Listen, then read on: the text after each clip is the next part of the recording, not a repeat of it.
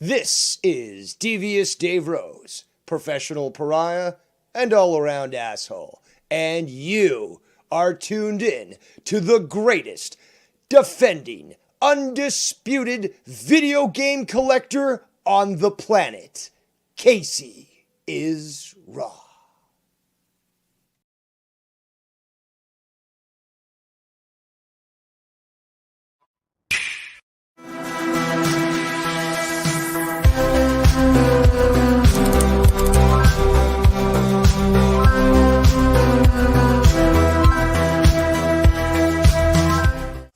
The following announcement has been paid for by Casey is Raw.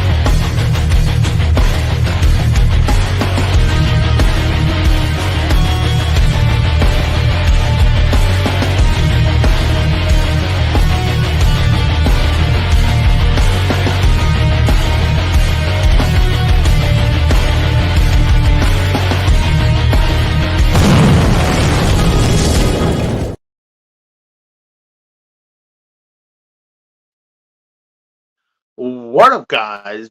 My name is Casey is Raw, and welcome to Saturday is Raw. I'm flying solo right now. We should have a couple people coming in very shortly. Uh, I did not get the whole internet thing situated still, so hopefully everything's running fine. But yeah, so we already have 4 people announced for the Hall of Fame. You have the first one was Paul Heyman. He was going to be inducted eventually. Another one was this God. What's her name? She was from Japan. Very well known. She was in WWF and she was in WCW. I think it was like Bull something. And same day they announced the U.S. Express Tag Team with Barry Windham and Mike Rotundo, the father and uncle of Bray Wyatt. So I think because those two are going, then there's maybe a big chance they'll probably turn around and induct Bray Wyatt. That's my figure. Or that could be Eric Rowan might be induct him. But honestly, we hadn't got the Bray Wyatt uh, announcement just yet. Just his father and uncle being inducted. So can't wait. Hopefully, I should have creatives here very shortly. My best friend might be here. The Rose is not feeling too good. So hopefully some people come in. But gosh, Dukas just wants me to pay attention to him. He's like kissing my hands. He's standing up and holding my hand. I was like, oh, who's this? We'll see who this is. We got MK3 Kratos coming in. The Welcome. What's up, bro? I'm good. So, I figured today biggest topic I want to talk about is the WWE Hall of Fame. I wish the Mm-hmm. road was here so we can kind of debate this a little bit. Mm-hmm. Um, right now, there's four people being inducted uh, just this past week. Yeah. Um, you got Paul Heyman, the U.S. Express. That was, I believe, it was in the first WrestleMania with Barry Windham and Mike Rotundo. Uh, both And people called them jobbers no, online. People called them a jobber tag team online. I'm like they I can't. wrestled years ago. And plus they're related to Bray Wyatt, you dumb nut. Well, Mike Rotundo is his father, and Barry Windham. Exactly. And Barry Windham's his uncle. Yeah, and shoot, that's why they're called. I mean, he's pretty much named up from both of them. Mm-hmm. And Blackjack Mulligan is, I think, his grandfather? I'm not sure Or about that. or might be Black. I know he's related to the Mulligans in some way. I'm not sure, but you could be From more right. like Bray Wyatt. But I mean, he has a big family, Mm-hmm. not pretty much as big as the Rhodes family, not as big as the Smellin family, the Rock family, Yeah. but Yeah. uh, so I think it'd be good. I definitely think with having his father and uncle there, I think he'll definitely be inducted this year. I Yeah, think definitely. I think after they be inducted themselves, I think they're gonna induct. They're personally gonna induct Bray Wyatt. Okay. That's what I'm predicting. Mm-hmm. But or that or Eric Rowan. But I think it's probably most likely gonna be those two because they can come out like second to last and they can turn around and induct uh their fallen relative. Yeah. But I always have a thing about the Hall of Fame. I always feel like Mm-hmm. that. I feel like people needs to be cut out of the Hall of Fame because Yeah. mainly like the celebrities. Some of the celebrities are okay. Some of them I feel like we can trim out the fat. Like Okay. like Drew Carey, I think he definitely should be cut out. Uh, If we're talking like Drew Carey, why not Trump as well? In the end there too? I mean, at least Trump made more appearance than Drew Carey. Drew Carey just had one appearance at the In Royal the Rumble, Rumble match. and yeah, and that was it. And he got in the Yet they Hall. censored Trump, yet they censored Trump's face during WrestleMania 6's footage on 2K24. Really? Yeah. There's actual like evidence of that online already. Censored? His face is like a blur, a censored blur in the game. Wow, that's funny. Well, they did the same thing to Mike Chioda when during a Rey Mysterio showcase match when he was wrestling, like I think it was Batista on SmackDown. Yeah. Did the same thing to Mike Chioda. Someone brought it to his attention and he got pissed. He wanted royalties. He wanted royalties for being in the game, even though he was censored out. Yeah. Well, we got Devious Dave Rose in the chat. Welcome. Welcome, Devious One. Speaking of which, I'm in my car at a fucking Walmart waiting for an order to be You picked wait. up from me. Are you doing like a No, I'm picking up an order for myself.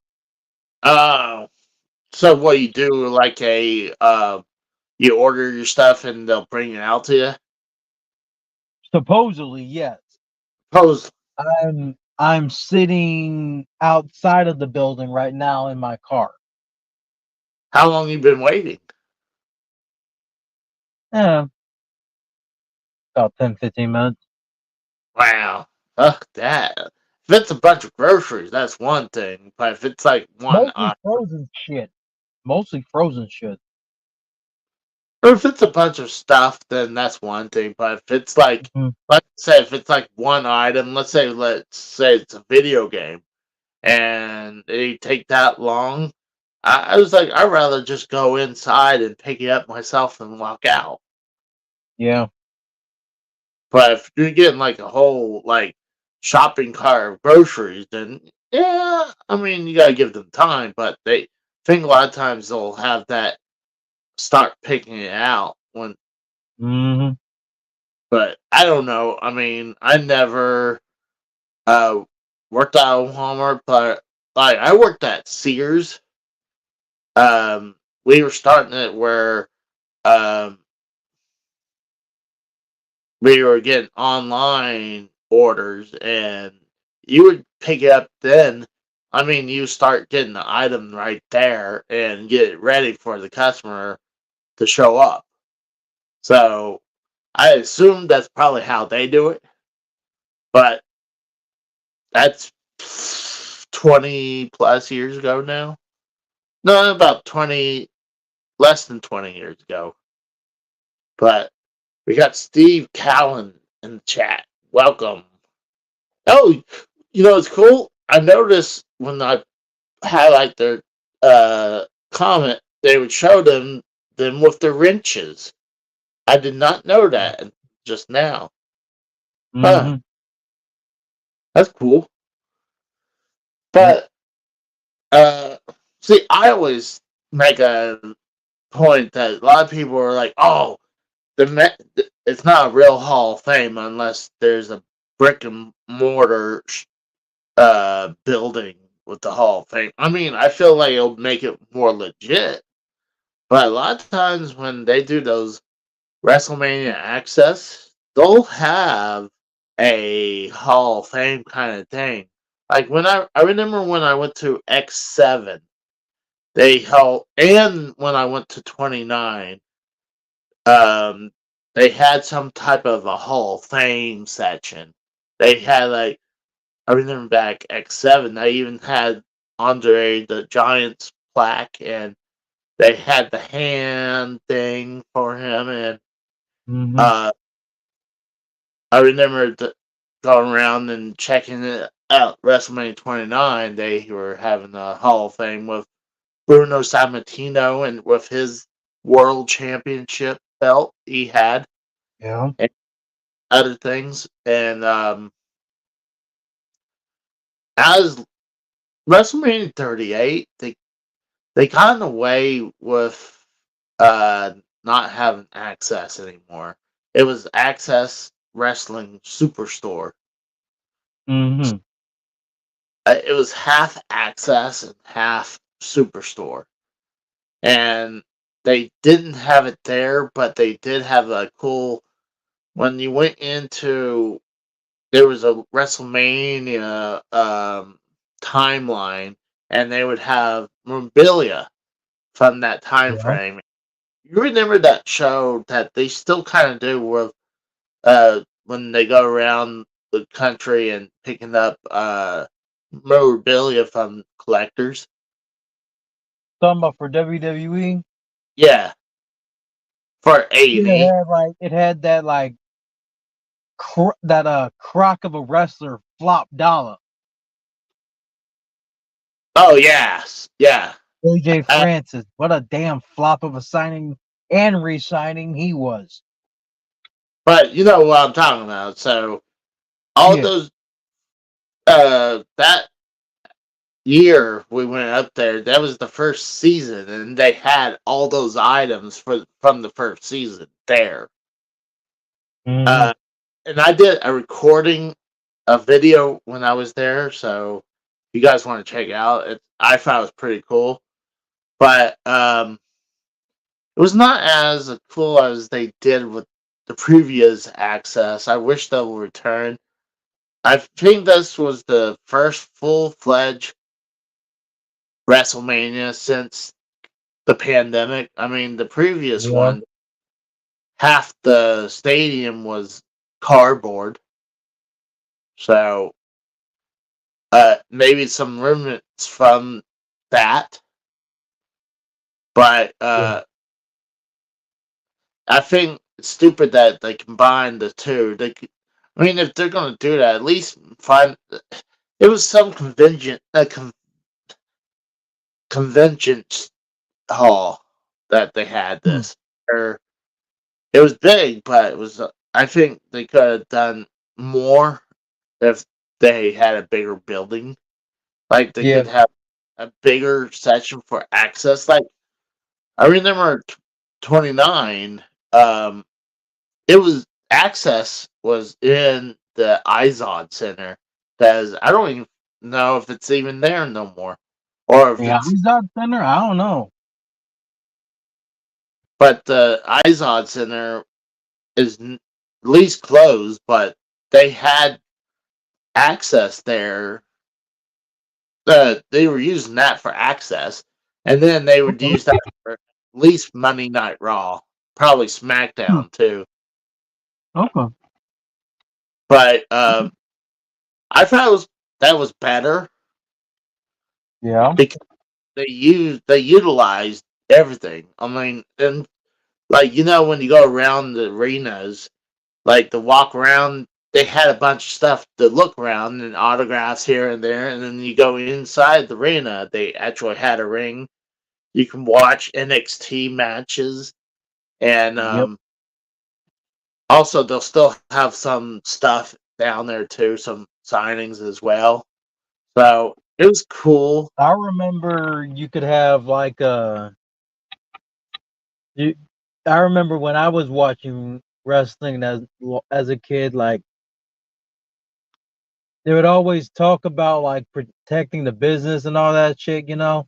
And the fact of the matter is, business kind of ruined me as a fan at 6, as you know. Yeah. Everything, my eyes were wide open after Owen Hart, after the Owen Hart situation, Well, and I remember seeing like some autograph booths outside of that Kansas City arena all those years ago. There yeah. were a couple autograph signing booths on the outside, and when we got in, there was a bunch of merch. Bunch of smoking skull belts were flying off of those shelves inside. Well, I remember going to. I don't remember. Well, I remember when X7. I believe that's when WWF started selling belts. Because when you went to a show like a house show, they would only have T-shirts. They wouldn't have belts. But Yeah, at X7, they started selling belts, and at they were house too. Huh? at house shows. No, well, I don't know of house shows, but at Access they started selling belts there, and then I'm talking about the actual like pay-per-view arenas. People were getting in line to get their own replica smoking skull belts at the time.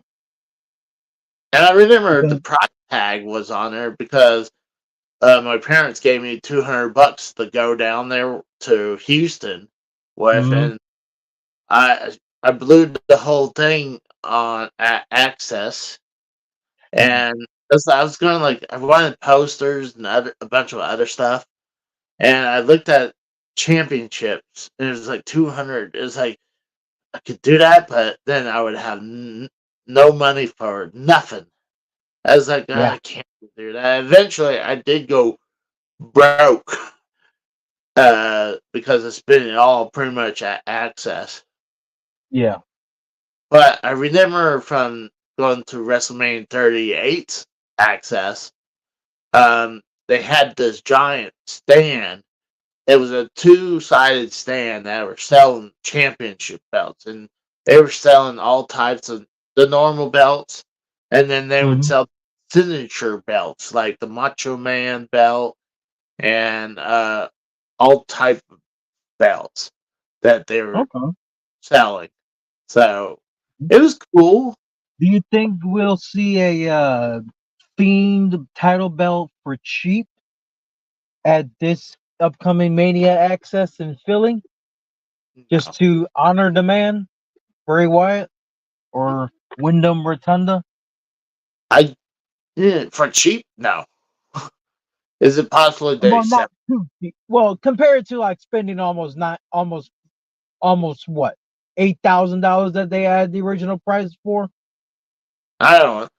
or Well, was it five? I know it was over $1,000 for that I one belt.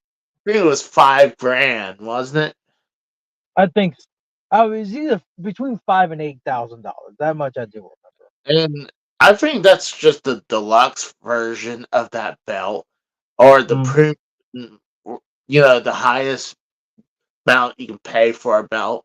Because I've seen those go for cheaper, Okay. and there are different steps of championships you can buy from them. Mm-hmm. Unlike AEW, go to a fucking show, they only have two belts. They have the TNT belt and Mm-hmm. the AEW World Belt. And I remember the TNT belt was 700, and then for the World Belt was 850. I'm like, Yeah. nope. I'm like, I was willing to pay up to 500, maybe, Mm-hmm. maybe. I would have to be thinking during the whole show if I was going to pull the trigger at 500. 300, I would Okay. do it. Heartbeat. But uh, I was definitely not going to pay $850 for a belt. Okay.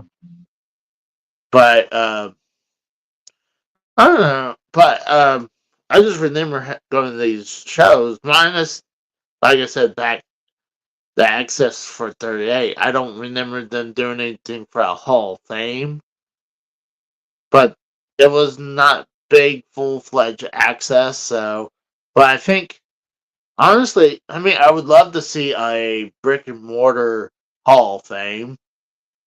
I Yeah.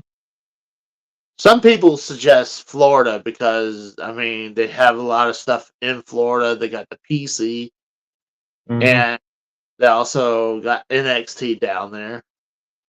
So Okay. I was actually suggesting the old Titan Towers. Use that. Like if they own it, you Yeah. True. turn it into the Hall of Fame. Mm-hmm. Uh, That's what I would do. You glass. I always been saying you glass off.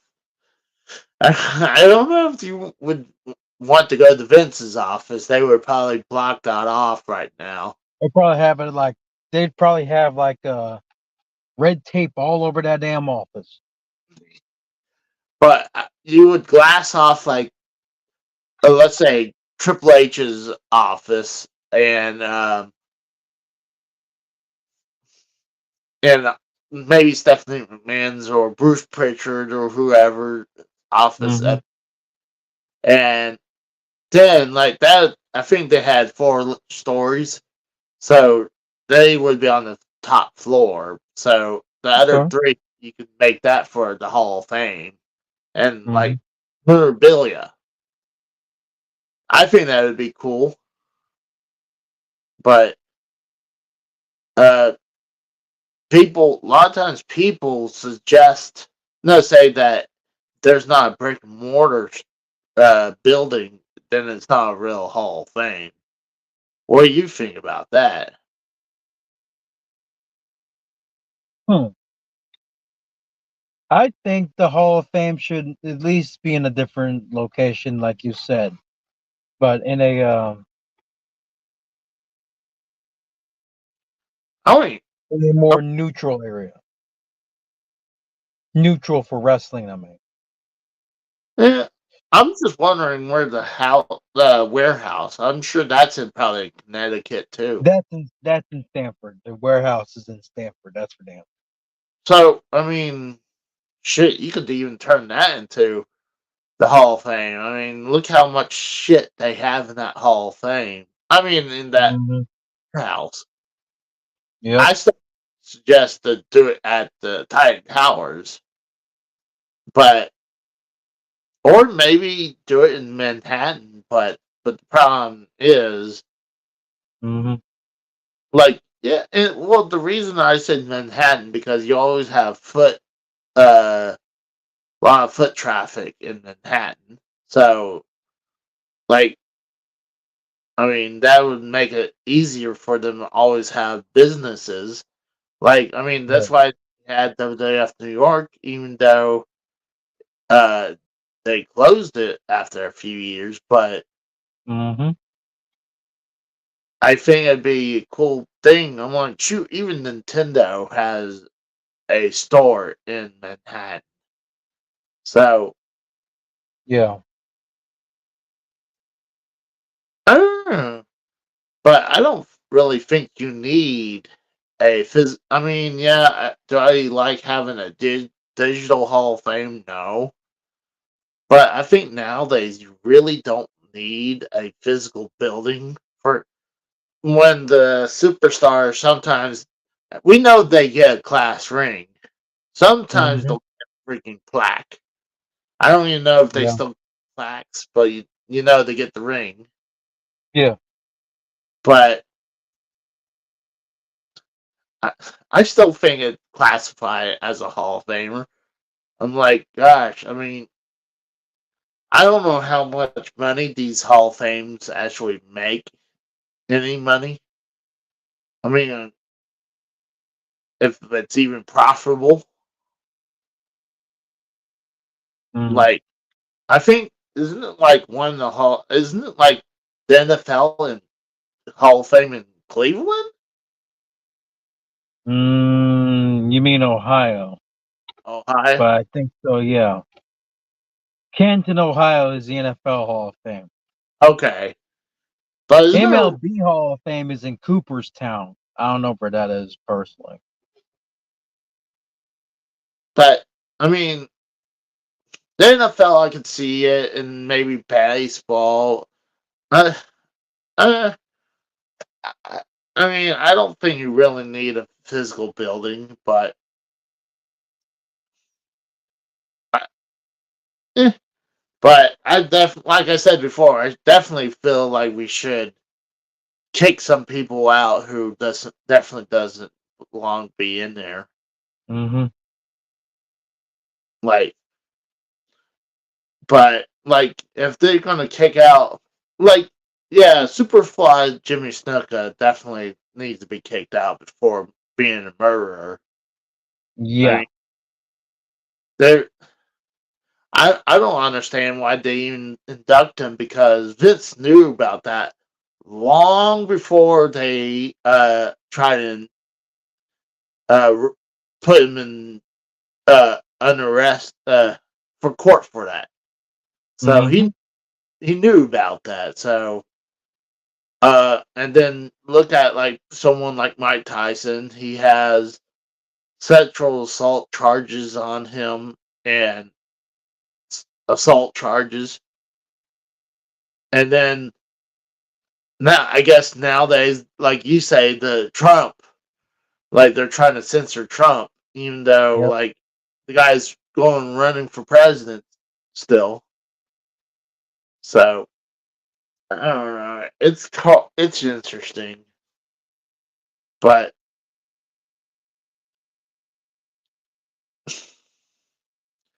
I think. Uh, what do you think about? Oh gosh, trying to think. Who else you think is going to be inducted? Because we're pretty sure it's going to Bray Wyatt is probably going to be the main attraction. Uh-huh.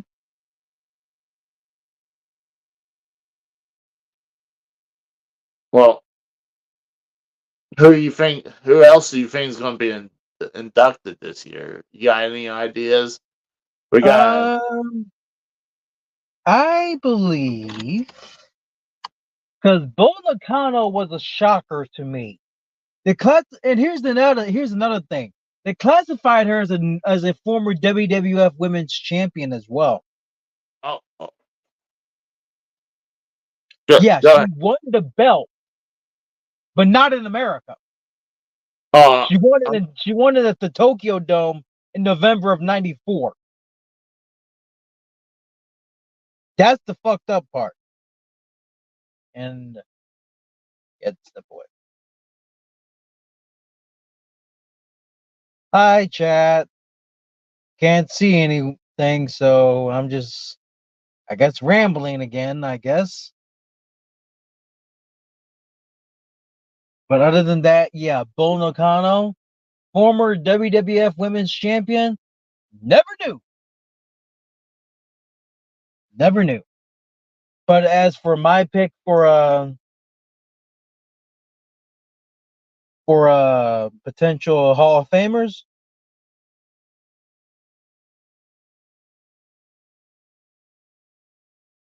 mine would be, I would go with maybe. This is a big maybe. China as a singles performer. For anyone in chat listening.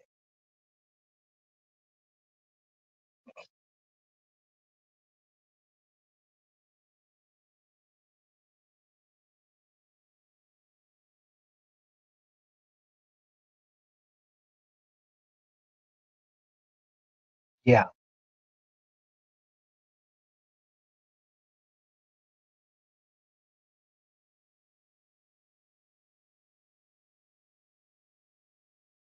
So China as a singles performer, and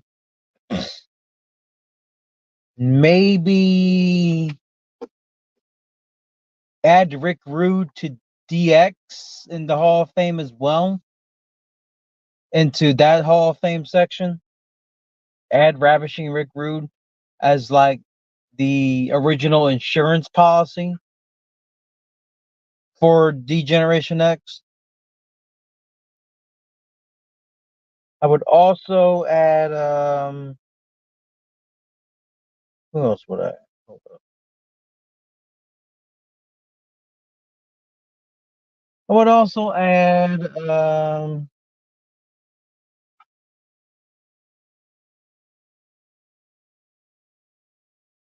for celebrity purposes, this one would be for celebrity purposes. Um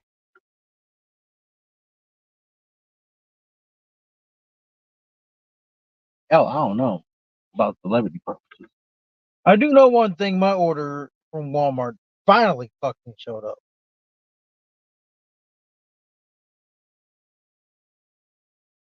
I hope Casey gets back, because this will be dead air for a couple minutes.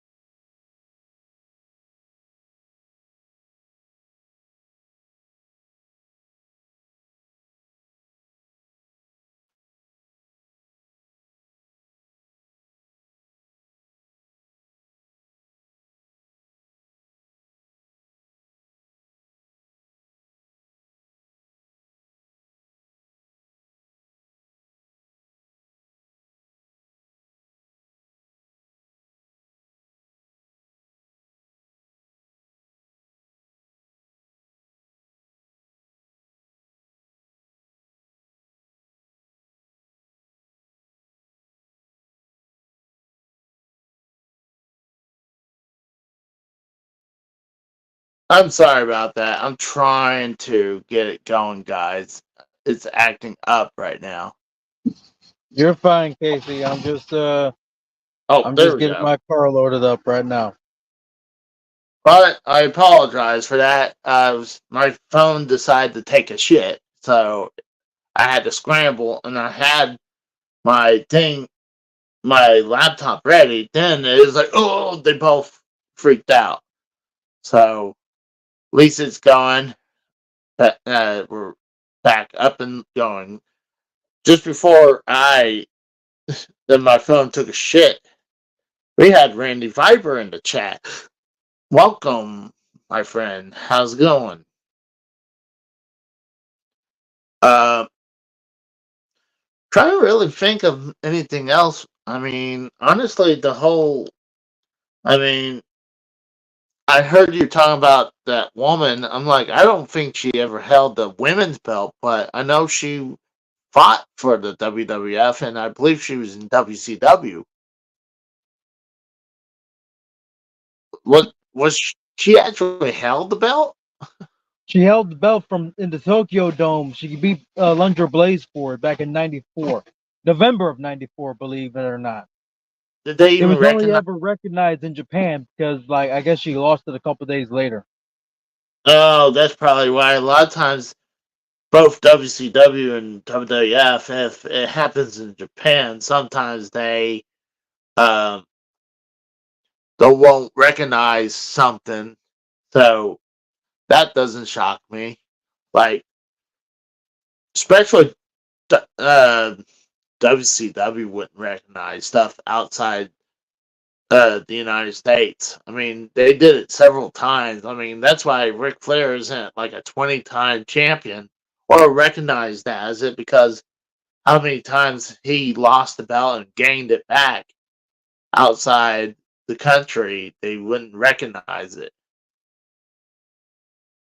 Kratos says he loves Kratos. Randy Viper says he likes Kratos is war. God, I can't talk today. I like that too. I'ma steal that. I like that too. I'ma steal that. Steal that shit real fast. Kratos' So, War. Nice. see, I started hearing it like you were talking about her, Hmm. and my end it started fading away because you started sounding garbling. So I was like, "Oh, I'll just refresh. I'll be right back." And then my phone Hmm. took it. Uh-oh. Yeah. I say it, it's happening again. It You just sound off again. I hopefully uh say something real quick. Hello? Oh no. Oh no, Is it's it doing my it. end or yours? Well, it's my end. It's the freaking, or it could be the Facebook. StreamYard might be acting up. Let me see if Hmm. I can re refresh myself. Look, I'm gonna try to You come sound back. fine to me on my end. You haven't. Okay. Chad, did he sound fine at all on the stream? Because he sounded completely great on my end.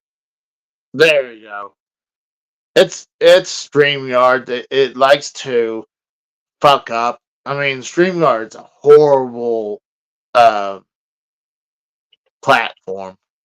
We Hmm. might have to check out other ones. I mean, but right now StreamYard's the only thing that's works good. I mean, works okay if it decides to work. Hmm. But I mean, I can't do the whole Skype and was it OBS stuff. Streamlabs I could use, but a lot of times I'll use Streamlabs, stream from that. But I don't know how to add people to that. I mean, if it's just Yeah. me recording, sometimes I'll use Streamlabs or I do YouTube, but a lot of times I'll Mhm. use Streamlabs because I could still see the comments because on YouTube they'll flash it for the comment for like 5 seconds and then it's gone. While Streamlabs will have it up there until the comment leaves the top. So, I mean, but I think I just need to do like the Rose says. I just need to get better internet. I just this whole week I was been hurting last not this Friday, but the previous Friday. I was hurt. My back was hurting to the point I had to call it day off and just take a muscle relaxers. And I've been taking them all the way until Thursday, so I would pass on the couch. Yeah. But I definitely at least need to get way better internet. So, but I know the Rose actually picked up WWE 2K24. I have as well, and I thought that it was not a physical. They wouldn't have a physical copy, but I found a physical copy for WWE 2K24 for the PS5. So I'm like, I should just go ahead and put this in PS5 and let it load up. The Nightmare Family Pack. I'm just curious. Oh, comes with use the code above to access downloadable code. Okay. Huh? I'll definitely look into that.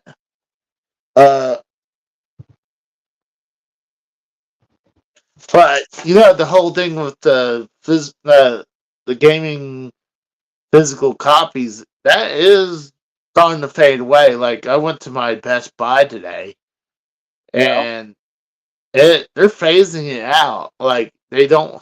It's not like layers of like video games. It's like almost their kind of like whatever they have in there. That's kind of they put on shelving. They'll probably have a new game up there, but they didn't have that at Best Buy. So, like, I think it's starting to happen. I last time I went to Walmart, they still have their shelves filled up with games. I mean, I'm kind of hoping that's not going to do with Walmart, even though we hear they're supposed to do it soon. But now what I'm hearing, actually, people who had PS4 games, even PS5 digital games, and on the Vita, they're taking some of those physical copies off people's consoles. I'm like, what the fuck, man? You pay good money for that, and you lose the digital copies. That's why you always need physical copies. Oh yeah. Like, what I'm hearing, Sony doesn't want to do. Um, they're not looking into patching that problem. Like, well, if they're not going to fix it, then they should at least give the people who lost those software their money back because, like, like there's no reason to take the content off their hard drive. Like, that's bullshit. Like, they, I mean, I was okay the way how they did PT for the PS4, where, do you know what I'm talking about? The playable teaser for, it was supposed to be for Silent Hills, but it got canceled. Yeah, I heard. Well, after a while, they delisted the trailer or the playable trailer. Yeah. And if you had it download, you can keep it. Like, yeah, if, people were still able to have it, but if I go look on my PS4 Pro, it would say, "Oh yeah, you downloaded this, but I can't download it again because they just took it off the servers. You cannot re-download it anymore, even though you sign up to load it, to download the game." Yeah. I I could do is to send the. If I want to be petty, I could send a hard drive down to my brother-in-law or my ex-brother-in-law and say, "Hey, do me a Mhm. favor, take a copy of PT onto this hard drive, and I can move it onto my PS4." I wonder if Okay. that would work, Hmm. because I would love to play PT again because that was a good mini game. Yeah. Well, I don't know. Have you been? Did you hear about this whole thing about Rich from Review Tech uh, and Jay KB store? No, I don't think so. Well, do you know what I'm talking about? Though who they are? No. Uh, uh, well, there's a guy named Rich from Review Tech USA who has over 1 million subs. His editor, he, I knew who JKB was before who I knew who Rich from Review Tech USA was. So they had a falling out. He fired his editor, and there's been a lot of bad blood. And then it seemed like everything was finally settled and mutually Well, aparted. Then this week, it all shitstorm has happened again because Rich decided to leave these nasty voice messages to Jay, and he didn't even say release the voice messages to people. Rich decided to release it. It was like it was horrible. It was like it made him look bad to the point where Rich from Review Tech USA is just he's unhinged nowadays. See, I usually don't unsub people unless they do something unethical, kind of like how Gerard from The Completionist did. Like he deserved my unsub. John Hancock, who he was copywriting people because they did a couple bad reviews on or made a bad video of him doing mm, because some people accused him not doing a video game museum, so he did a copyright strike on him. I'm like, whoa, you don't have to do that. So I unsubbed. Eventually, I resubbed because he earned my sub back, and the other person who did I unsub was Rick from Review Tech huh. because he did in this because I felt like one he's just unhinged. He's just as bad as Gerard, but even though he didn't do anything illegal, but ethically he did just about as bad. Yeah. But um, I mean, I always keep my subs unless someone does something real bad. Then it's like, hey, I'm dumping them. I don't just I don't like this guy's content no more. I'll keep their subs on there. I just won't. Watch as often. Yeah, exactly. Unless they do something good, but I just don't randomly unsub. But sometimes, like I was watching this one chick that was on YouTube yesterday, and hot ass chick. She was wearing a really like a singlet that was just made her body look awesome. And here's the thing: Uh-huh. she had an ass camera. So I'm like, I mean, I'm not complaining because I mean I think it's sexy as fuck, but like, hold on, why is YouTube letting this go? You know, because I guarantee you, if I had a crotch camera, the poly says that's against terms of service. Like, I mean, I'm not going to complain that she's showing her ass off because I was like, oh my god. But here's the kicker: this woman has And who like was this channel? what? What was this? What was the name of the channel again? Oh, I had to get this person's name. I don't. It's like Heidi something, but she has like a bunch of tattoos all over her body. Oh, looks like I lost Kratos. But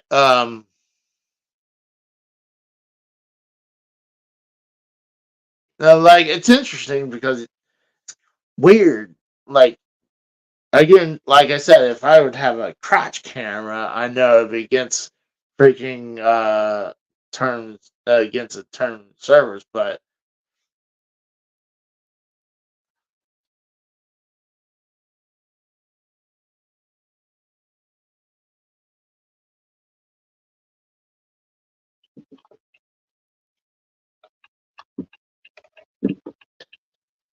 Sorry about that. My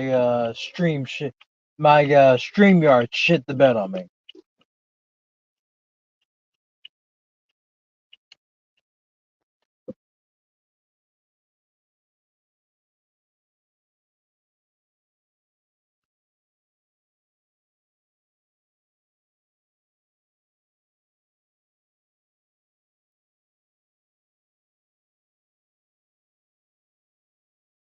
Great. Off to a great start, people. Sorry. StreamYard shat the bed for all of us. For both of us, I should say.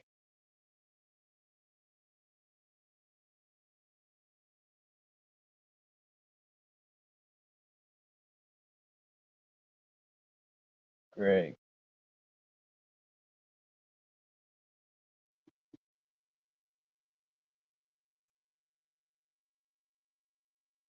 I think it shit the bed for both of us. StreamYard. oh, there we go. Yeah, a lot of times StreamYard it fucks with my 5G on my phone. It go boom, boom, boom, boom, boom, boom, boom, Mm-hmm. and Yep. like I know it kicked you out. So yeah, StreamYard sucks. We we Think. definitely we definitely need to find a new home for a better platform than StreamYard because I mean it has bugs big time, and I pay for the premium spot because one, I don't want their fucking logo on my show. Mm-hmm. I like no. I'm not taking a shot at anyone's channel who uses that logo. No, I prefer getting rid of the logo and put mine up there. But Yeah. StreamYard just sucks. I mean, like I said before, I might have to just find a new platform. Maybe I don't know if Streamlabs does anything more like this. I don't think so. I think it's more of a one, just solo record, solo live. Mm-hmm. Says, or you can use it, or you could just use Skype for free, but okay. Well, the problem is use Skype for free, but then, like, you can't just stream from Skype, though. I mean, Yeah. like, you need OBS, and my laptop can't handle OBS. Mm-hmm. We got this. Welcome. I remember this dude, but Yeah, he was in uh, another stream I was in the Wednesday. I'm sorry, I don't know how to pronounce your name or I what. swear this guy is stalking me in some way, shape, or form. I Nah, don't come know if on. you are, dude, but I hope not. Shit. But I'm too insane to have a stalker right now. well, actually, funny you said that. There was date the first woman I ever dated that has a kid. Mm-hmm. Well, I'm doing good. How are you, my friend? Doing good. Um, it was funny. The first woman I dated, she had a child, and Yeah. we went on one date. And I'm one of those guys that I would call her when I get home to see she got home fine, but I'm not gonna keep Yeah. calling her. So I call her, and I call her the next day, and she's like, "Quit calling me, you stalker." I'm like, "What?" I'm like, at this time, I was dating a lot, so I was like, "Whatever, bitch." I had no problem moving on. I'm like, I don't need this woman who's gonna be, say I'm a stalker. Yeah. He said Vince McMahon is all elite. I mean, he could buy AEW if he wanted to, but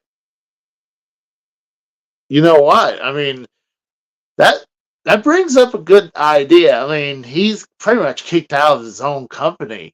Imagine he take AEW as a way to get back at WWE. Hmm. Like, I mean, he has the money, and then he could take on with Tony Khan. They have Yeah. the people in AEW. I mean, I wouldn't let him be. I wouldn't let Vince um, write any creative. I mean, Yeah. but I mean, I watched SmackDown. SmackDown sucked until the last part of the show with the Bloodline and Cody Rhodes and Seth Rollins. The show sucked. Like, people are like, "Oh, WWE's product's so good right now." Like, certain spots of the shows are good. A lot of their shows, like, aren't.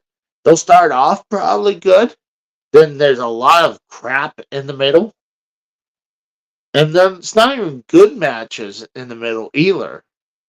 It's crap matches in the middle. And then they'll have something good at the end. So people are like, "Oh, that was a great SmackDown or a great Raw." I was like, no, it was still a shit sandwich. I'm Yeah. like, but and while AEW isn't perfect, no, I mean, but at least most likely you're going to have better matches, not better storylines, but I mean, the whole thing with the Devil and MJF, that was good, Oh yeah, that was very good. even though some people didn't like it, but I thought it was good.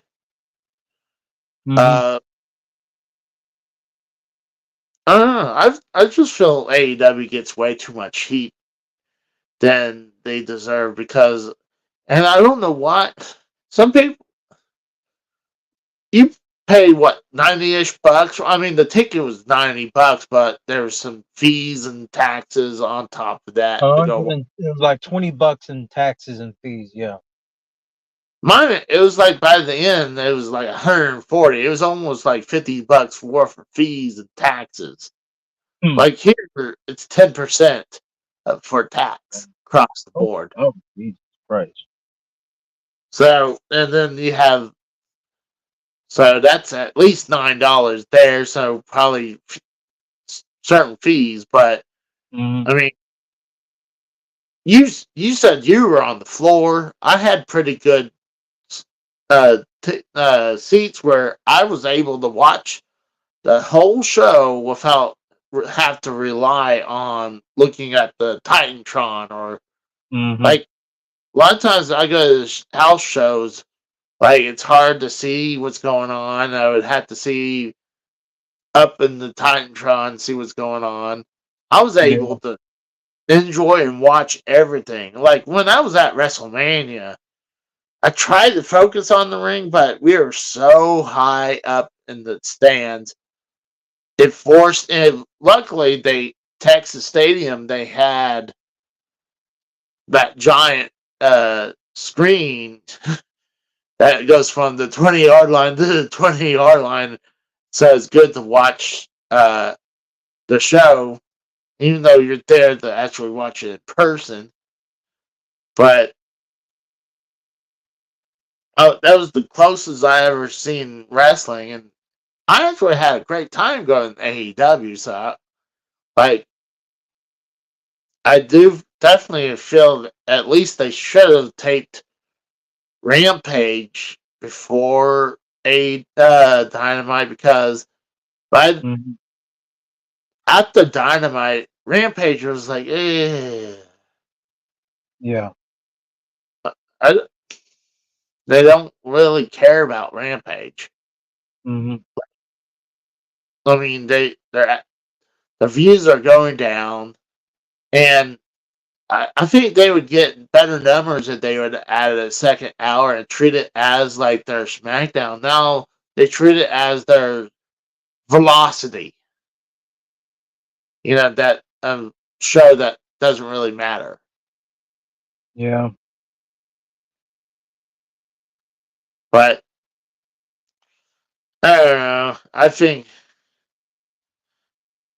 it would be good for AEW. I wish people would treat it with more respect. And I feel like I said this before, where I felt Tony Khan gets way too much heat. I think that guy is a good guy. You can see Yeah. the hype he can get. What does he do? Some stupid shit on Mm-hmm. on Twitter? Yes, I am not gonna lie. He would say stuff on Twitter that he should not. Like if WWE Yeah. provokes him, he's like he has to say something Mm-hmm. stupid back, or someone says to them like he just needs someone to run his Twitter. Honestly, oh, here comes Bam. He says AEW sucks. Khan is a rich douche who has never been punched in the face. So, I mean, that's your opinion. I mean, I don't think AEW sucks. I think they're a good show. I mean, if you watch, like I said, if you watch Raw or SmackDown, only some of the storylines are good. Like, yeah, anything with Judgment Day is good. I enjoy when they're doing the R-Truth with Judgment Day. But then, or if they have Cody Rhodes or Seth Rollins, that's good. But it's like I said, imagine, like I said, it's literally a shit sandwich. You have a piece of bread, that's the first part of the show, that's actually good. And then you have the big turd right in the middle, that's most of the show, and with all the turd dressing. And then you have another piece of bread that's for the ending, and like it's still a shit sandwich. So like, and even Dave says he loves AEW. Like, I'm not gonna say it's perfect. It's far from perfect, but I would say right now, like the whole gimmick with the Young Bucks, I kind of like how they evolved their gimmick. Now they're more corporate. They even changed their V trigger to the EVP trigger, and they call the Meltzer driver. It's now the TK driver for Tony Khan. So, and they're really doing up their EVP status, and I really like it because it's like their corporate hill personas, and now it's Matthew Jackson and Nicholas Jackson. Oh, no problem with that. Shoot. Uh, yeah, give me a second. Let me get off camera. I can do that, Dave. I will definitely do that. I think it'd be interesting with that. Give me 2 seconds. Let me get off camera. Give me a second. Give me about 15 minutes. I gotta Do do do get my do groceries to do. the house. Give me about 15 minutes. Put me in the backstage of the StreamYard.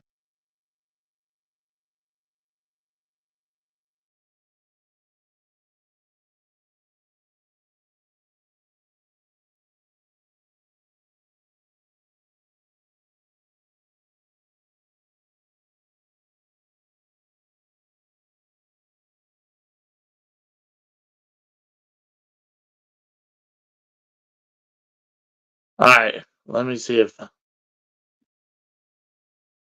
right, I'm back. So I sent it to Dave.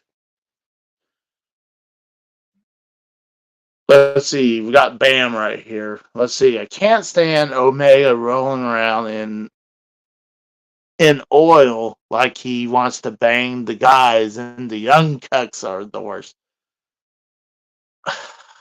Omega is not that bad.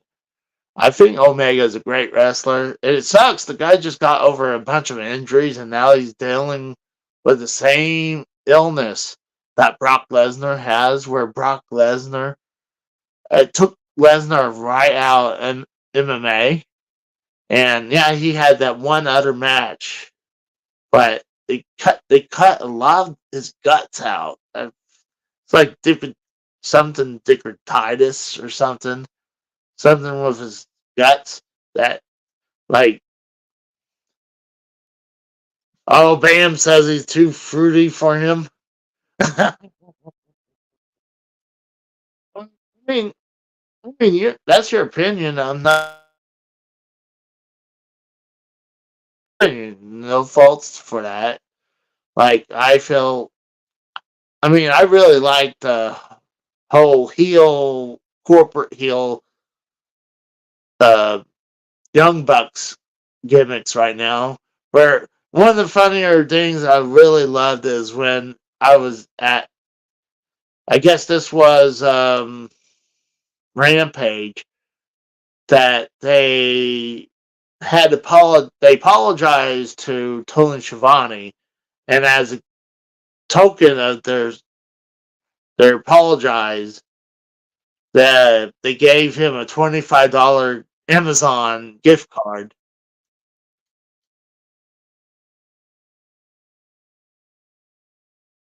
Mm-hmm. Oh, that's great.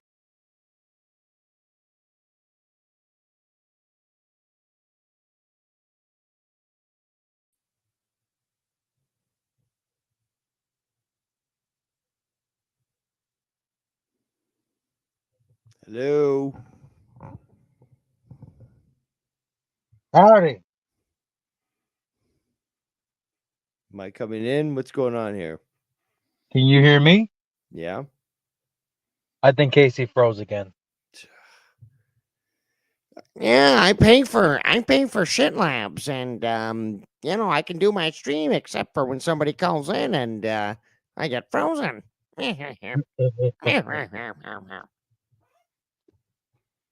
Unreal. Well, Unfucking real. Until since he's coming back, hopefully coming back, I Oh, gotta bring my groceries into the house. I got I'm a bunch of sorry. groceries in this car. Sorry about that, Dave. Uh, for some reason, when I bring something in, it starts to act up. StreamYards. StreamYards is a shit platform. Okay, but I pay for it because Skype is free, and I just want to spend money on shit. Yeah, but you can't stream from Skype, though. Yeah, and I called in and your fucking whole stream froze. So, what does that say? Well, I mean, we're going now. It's not, Always well, it's with the excuses. This guy. Hmm. so I want to get your opinion. What, like, with all of these people hating the AEW side? Sorry, I've been smoking some cannabis. I don't know if that's legal there in Oklahoma, but yes, No, it's, well, it's medically, uh, that doesn't count. I'm talking about recreational use. then No. I don't think so. Yeah, I didn't think so either. I mean, they don't Well, call it the thing is, Oklahoma for no reason.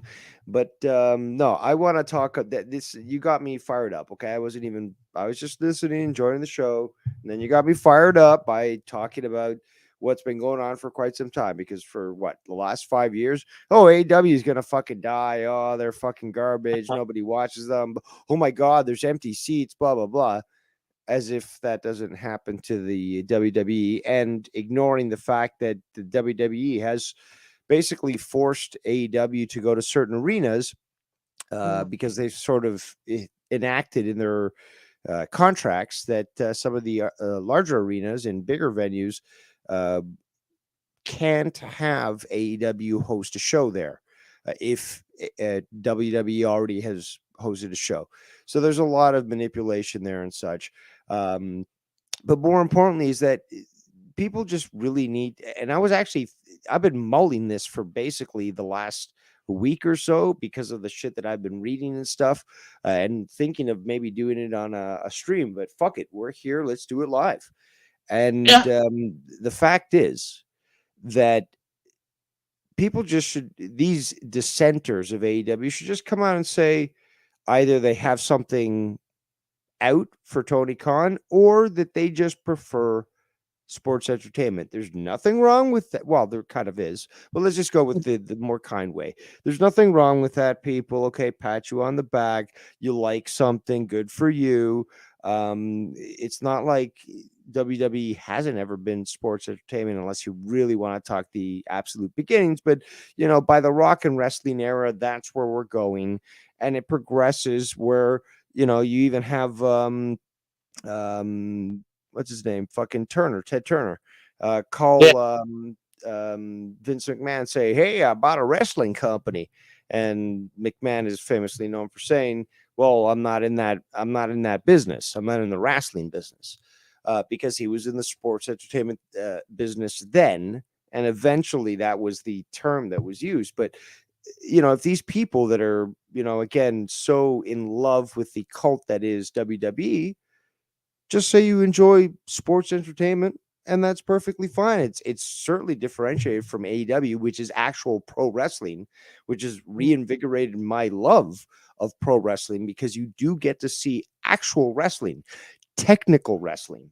And if you admire, the techniques and the art to that, well, then you're going to watch AEW. But if you enjoy, soap operas, basically the majority of the show just talking, well, and you like WWE, okay. I'm not going to say good for you because that's sort of, encouraging bad behavior and, toxic, relationships. But the fact is, people like WWE over AEW, despite the fact that they don't really, you know, like professional wrestling. They just like sports entertainment. Okay, fine. But you can't compare the two. They're two totally different products for two Yeah. totally different. And again, more importantly, is that WWE really shows himself right now to be not something on the inside, what you would see maybe during the Attitude Era. Um, again, NWO, for example, or DX, these things left wrestling and went into the sort of social sphere.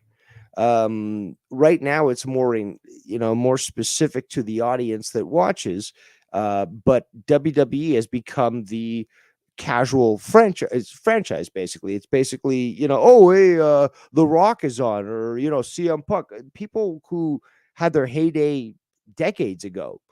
And meanwhile, AEW is showing the current, best wrestlers on the planet. A lot of times people compare when AEW with TNA, when, oh yeah, they'll pick up all the castaways from WWE. Well, the thing is, I think AEW actually pick up the best out of the scraps. Like, I mean, Castaways. We've got people that are coming from, like, Will Ospreay, for example, never yeah, worked with WWE, never wanted to. He liked his position in the niche market that mhm. appreciated what he provided, Japan, and being able to span that divide between Japan and AEW, and still carry that relevancy and that desire from the fans to see him. Again, it goes to show that there are people that are skilled and that are known, and you don't need uh, like what WWE does. But that's the thing, is that there's been this whole argument online that, oh, well, if I don't, like, with AEW, for example, well, I don't know who that person is, I can't get invested. uh, these people are retarded. And again, this is something that I've been thinking about, because I've been seeing so many stupid people on the internet. But okay, I remember when Undertaker premiered for the first time, seeing come out, right? I was a kid, but I didn't know a thing about him. They didn't really provide any vignettes. You know how you have that opportunity in wrestling to provide vignettes, promos, something, video segments that sort of build up that character and provide, some sort of knowledge. No, we didn't get that with The Undertaker. It was just No, there, right there. Okay, you got to either accept this or not. And certainly he was accepted. I accepted it. He was, again, the dead man. He was, somebody that was impressive from the get-go, and as kids, he's the bad guy, he's the enemy, you got to be scared of him, and look what he's going to do to your heroes. And then eventually he turns, and I remember marking out as fuck when I was a kid, when and I remember I was watching this live again. I think this was during a pay-per-view, but or maybe it was the day after, but regardless, Jake the Snake is going to hit Macho Man with Miss Elizabeth with a chair, and then Undertaker grabs it, which was the point that he turned face, at least in that point. But I remember watching that and marking the fuck out as a kid. yeah.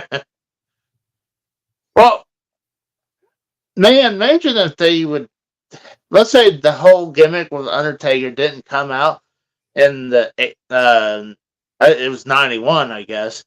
But imagine that didn't happen until now. 90? I don't think that would work out nowadays. I think people No, would of course not. But the point I was just trying to make initially is that nobody can make this argument that, oh my God, AEW has these people I've never heard of because I'm a casual fan. Okay, because that's really the argument of the casual fan. The fan that's more invested or more knowledgeable already knows who these people are and has been looking forward to being able to see team ups that or matches that were dream matches literally 5 years ago. But the casual one will say, oh, well, I don't know about them, I can't get invested in them, meanwhile ignoring specifically what they've seen in the cult that they follow, which is the WWE, defending, human trafficker, allegedly, Vince McMahon, and saying, oh, there's no history, I don't know who they are. And meanwhile, you've got all these debuts in the WWE or WWF back in the day who didn't have fucking all like these buildups. Like we saw like I really like Bray Wyatt's build-ups and stuff that we saw prior to his premiere. But I did love that whole in the bayou, backwoods of Florida, him on the rocking chair, and like that sort of thing built up that character. But we didn't get a lot of those back in the day, and Oh no. certainly, again, I don't even remember if there was one for the Ultimate Warrior. But again, there were a lot of people, or a lot of wrestlers out there that never got this sort of build up or information that people would say, oh, now I know who that person is. No, you'd have to see them, on that episode, and you'd have to decide. So the argument's fallacious is the point that I'm trying to make, is that people can't say, oh, well, we don't know about them in AEW, but we're perfectly willing to accept that in WWE. Get the fuck out of here. For me, I don't watch the Japan wrestling. I mean, it's hard enough to just watch enough. Like, it's hard for me to still watch 3 hours of Raw, and a lot of times, well, you're wasting your time there, but I see what you're saying. Basically, because right now is the golden age. Like, this is the second golden age, the resurgence of wrestling, pro wrestling, and people don't even fucking realize it. There's never been a time, in existence where pro wrestling was so available to the public, not something that you read a small little ad in a newspaper, some small little newspaper, and you get like a church that's filled like with 20 people, to watch a match or something. You've got access at your fingertips to watch shit from all over the world, especially indies, but indies that are making a big name for themselves, and the people that come from those indies end up moving up into prominent positions of mainstream wrestling and stuff. Every single day of the week, I believe that you can find a wrestling show, a pro wrestling show on TV, or at least streaming. And then there's all the archives and stuff that have been accrued. Like right now is a time where pro wrestling is flourishing. And with all these cross promotions and stuff, it's making, in my opinion, it's making things much more exciting. I've never been this excited for pro wrestling. This Tony Khan really, I think, has reinvigorated my love of pro wrestling. I feel like AEW, I mean, people shit on it too much. I mean, like, when you're saying... what's their motivation? What do you see as their motivation? Well, it's obviously... Is it jealousy? Is it disdain? Is it... What would you explain it as? Maybe they just don't want any competition. I mean, I guess the marks from the WWE side, they're like, we don't want any other competition out there for WWE. And that's stupid. Well, then how does that explain Jade Cargill or Cody Rhodes, where they get them and they're like, ha ha ha, look at us, we got one on you, AEW. Meanwhile, Cody Rhodes still trying to finish his story after 2+ years, and Jade Cargill still hasn't really gotten, I guess, to the point where she's competing on a regular basis, right? Like she was on AEW. So what are you waiting for, Paul Levesque? Well, I think Triple H said at one point that she's not as ready as they thought she was, but she was ready enough to be on AEW and basically hold the was it the TNT title for, I guess, the record breaking time. So yeah, for like over. Who's got the wrong view there? Well, and not only that, she was in the Rumble. I think she was in the Rumble for a while. Again, how long have they had her? She was wrestling regularly on AEW. WWE gets her. Look at us, we got one on AEW. And how long until she actually appears in a match? And more importantly, is that, okay, appears in a match, but when are you getting back on the regular cycle like all the other wrestlers and being on those house shows, being on the live shows, like consistently? When is that going to happen? Oh, she was ready for AEW. I don't get this. Tour Capture says, wait, so Casey AEW Revolution background was green. WrestleMania background is green. Took a page from AEW, so they need competition. A poor attempt at a joke.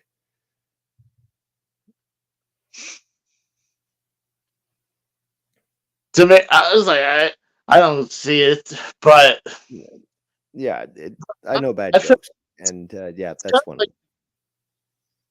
them. I'm saying if there's no other competition out there, they're not gonna want to innovate no more. Well, Like, that's the thing that these cultists don't want to accept is that, well, maybe they do accept or at least recognize its value is exactly what you said, Casey, is that if there's competition that exists, it forces them to keep their product good or improve it to be better than the competition. look at And WCW. That's what they did with WCW. exactly. So Like, these, yeah, go ahead. I was gonna say TNA.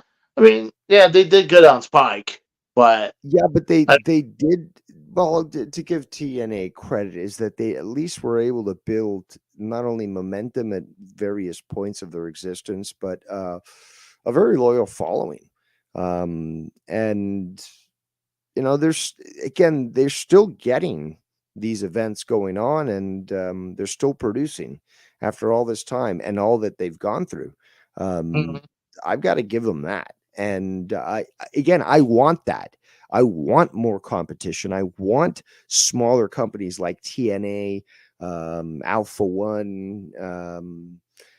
There's so many. That's the thing, though. Right now is a resurgence, is a renaissance, actually, of pro wrestling, but in the digital smart age, basically. So these people now are balancing, telling a story with the fact that you've got social media out there, but that can be used to promote even further. So there's so much promise right now, in my opinion, so much promise for pro wrestling in general.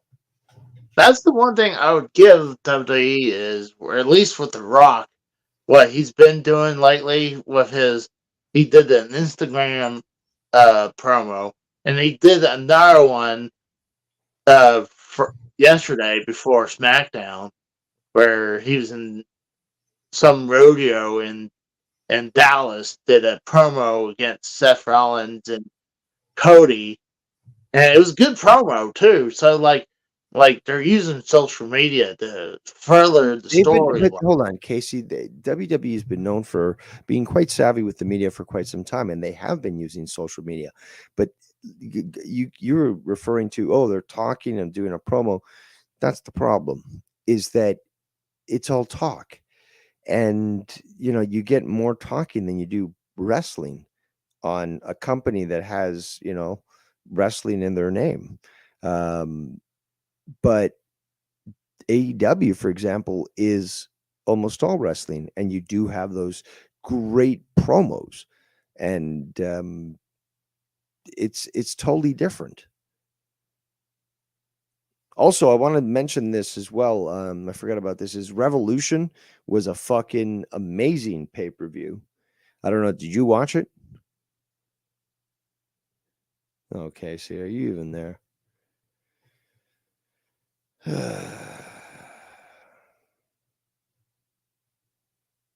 Kratos, I think, is on it.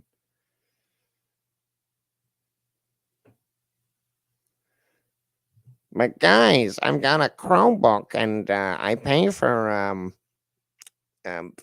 stream shits, shit streams, and shit labs. I don't know what it's called. But yeah, this is what we got on Saturday night prime time, 10:30 p.m. Eastern Standard Time, and yeah, nobody's talking. Casey, it's unfucking real.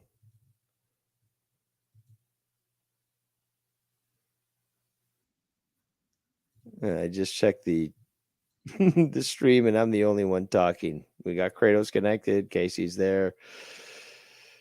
Again, I can't say I'm carrying the show because what kind of show is this even? any semblance to that. Long disintegrated long ago, but hey guys, I paid for shit labs. Skype is free, but I pay for shit labs, and I still can't handle it on my show. And I'm right. I am correct morally for criticizing you and lambasting you, Casey, because like poo poo, this is totally unacceptable.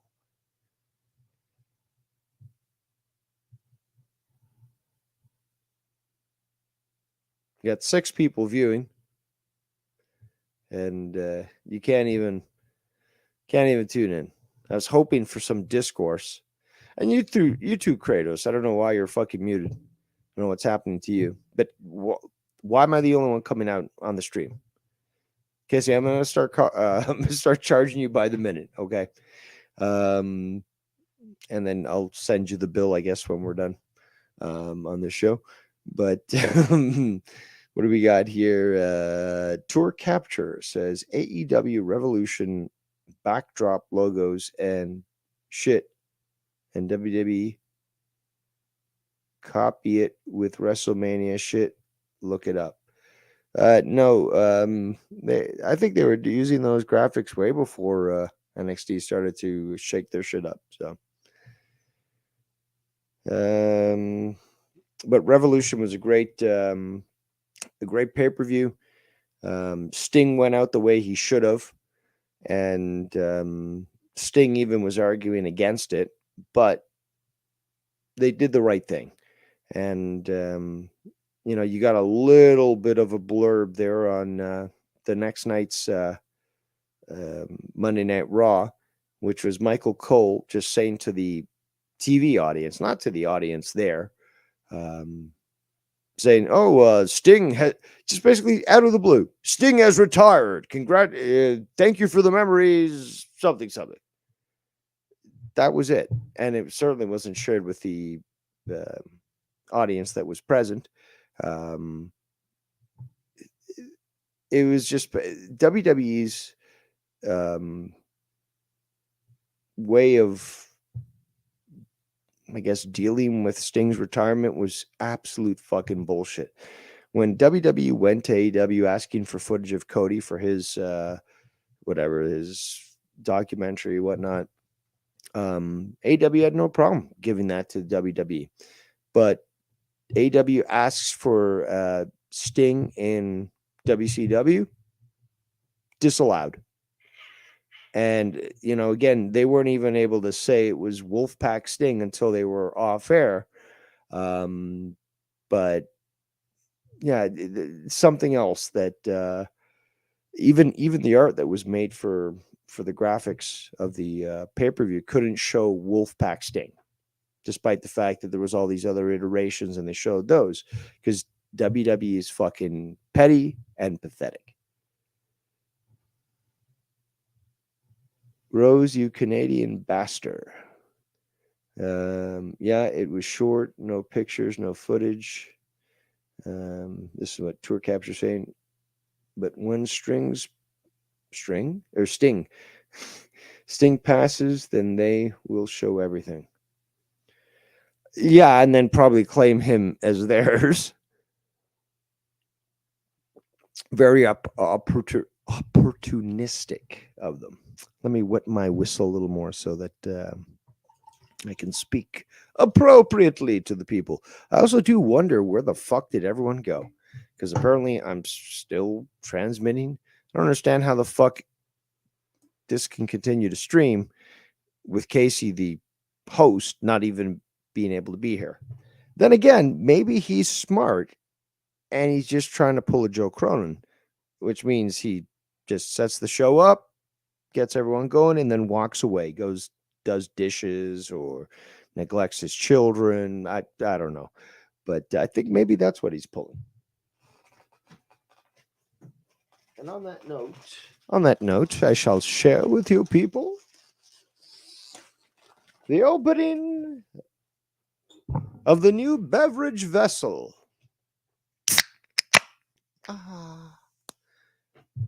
Sounds Excellent. So let's get Miss Stein all filled up there and continue to discuss AW Revolution. Actually, no, we were talking about a few other things. I'm also inebriated by the cannabis, also known as marijuana. But we must stay focused here, people. AW is not the shit that people have. I don't know, Bam, if Casey fell asleep. He sounded full of energy. Maybe he got hungry and he needed to, I don't know, order some food or something. But right now in the StreamYards, it's just me and Kratos is muted. So I don't know what the hell's going on here. No private messages from Casey. You'd think he at least would message me saying, "Okay, well, this is what's going on with the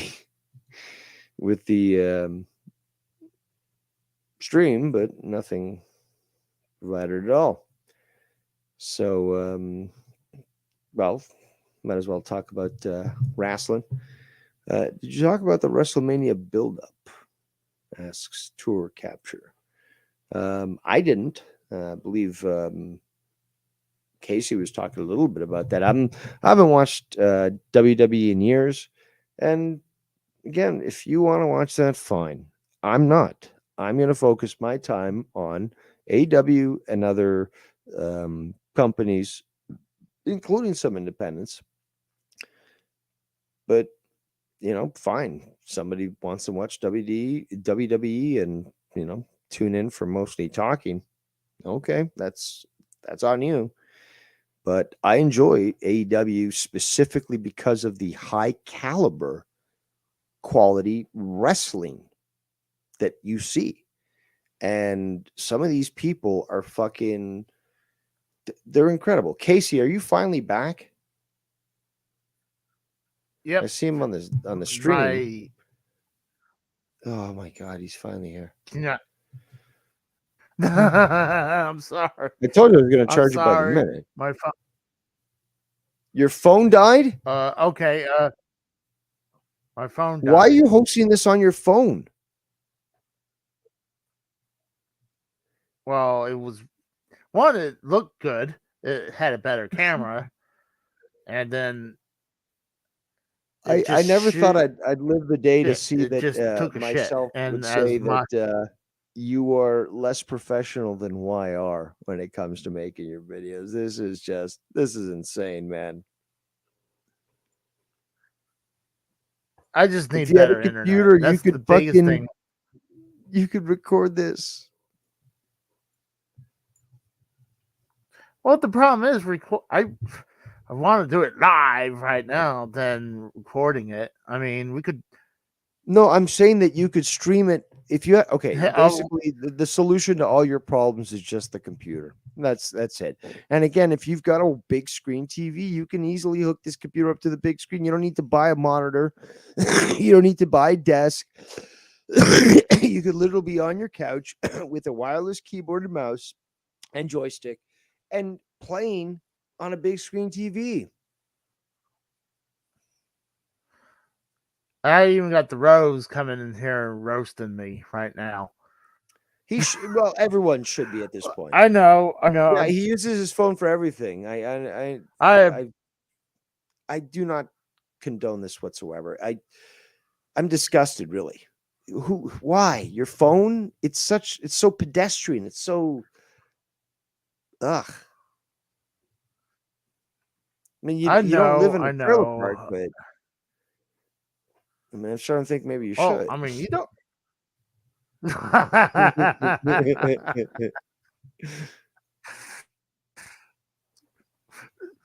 I mean, maybe I would get better internet coverage in there if I did. I don't even think I was planning. Go ahead. Well, I was planning to go get internet this past week, but I told Kratos that I was having my back was hurting all week, and every time I got home, I just took a muscle relaxer to put my ass out. So I that was my excuse for the week. Are you doing the fentanyl, eh? So, no, it's some other. I got a couple more muscle relaxers. I got a connection. You know what I'm saying? They make Dr. Feelgood makes me feel all right. Get all the pills you need. You'll be like Dr. Mario.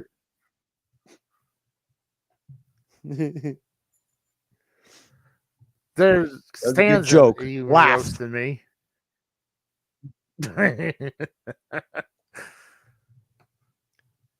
So, you said you didn't like my wrestling arcade game thing because it wasn't a video game. It was 1970s plastic, well, obviously not 1970s, but it's the sumo same wrestler. technology that was used back then. But yeah, it's basically wasn't a video game. I thought that you were just about video games. And you do collect shit that you shouldn't. Like you got to sell half that shit, man, to be quite honest. There's stuff that you should not even own as a human. Male, female, it doesn't matter. It's just like you should not even own that stuff. Like just get rid of it, save the money, and use it for something else.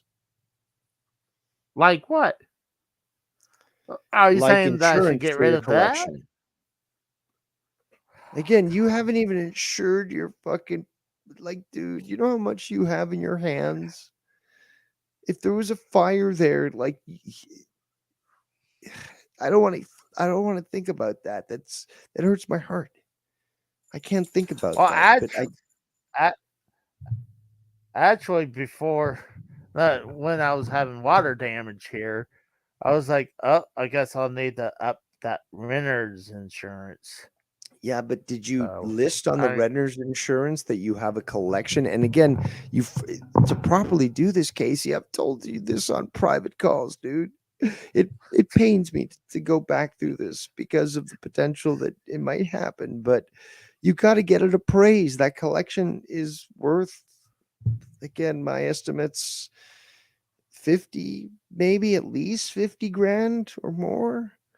You got shit that, again, like is so rare and stuff, like that stupid wrestling game. Like you're talking about, and again, you could get good bidders if you auction it, for example, as opposed to just straight up selling it for a fixed fee. But you've got a lot of stuff that should be insured. You need to insure it for the value that it's worth. Yeah, I know. I need to. You haven't listed on your house insurance, so they're not going to cover it if there's some problem. They'll say, "Oh, only certain goods up to, say, I don't know, 1,500." You have to look at your policy, but unless you declare a valuable collection, they're not going to cover it. I know that the highest.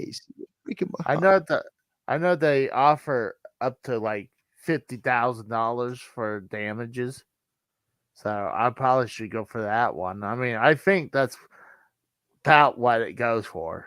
Yeah, but you're the crazy motherfucker that ended up having a game that was so valuable that you literally just traded it for an arcade that was moddable. Like you have a good eye for things that are rare, at least some stuff. Again, fuck that wrestling game. but again, you've got good eye because you've done this before. You've bought in games that eventually, appraised in value, and then you end up selling them off and then being able to spend more. So you've got a good eye on that and stuff. I hate to do this, but can you and Kratos talk for a second? I gotta walk Dukas. He's trying to tell me he needs to go potty real quick. Okay, but when you come back, you shall no longer use the word potty for your dog's desire to defecate. Okay, he needs to piss and just go walk the dog. Just go. Get out of here. I'm literally just like sorting through some groceries. That's all I'm doing. That's not really that difficult. It's you make it sound like it's some sort of Oh, I got at least Master 80. I got at challenge. least 81 things to get. I bought at least 81 things, mostly food. I don't understand where the difficulty is there, but okay. Some of it's cold, frozen. Yeah, That's and all you put it done. away. That's Like done, but I gotta get all the snacks all situated in here. that just it sounds normal to me. I don't understand why you're making it sound like you're climbing Mount Everest.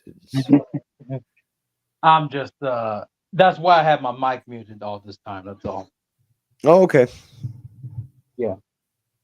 Because you're In case you didn't know, I putting stuff away. Okay. stepped away the entire time you and Casey were talking. Yeah, but you could have been at least unmuted to say a few things. I mean, it was hard to get Casey focused.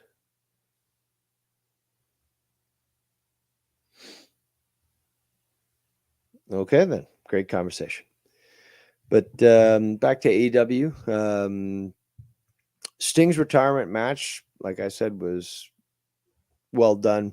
Sting even argued against it, but I think it came out the way it should have.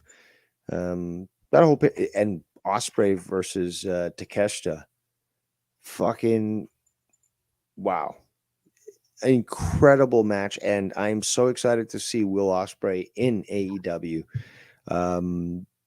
There's another guy that I didn't know very much of. I learned of him a few years ago. I think it was maybe 2 years ago. Yeah, let's say 2 years ago. And I remember, and now this guy's in AEW, but Nick Wayne. So he had this match with Nick Wayne, and I think Nick Wayne was 17 at that point, or 16. I think maybe 16. That's why it was such a big deal. Is that they had such a fucking strong style, hard match. It was some indie show, I think, in England, and holy fucking shit.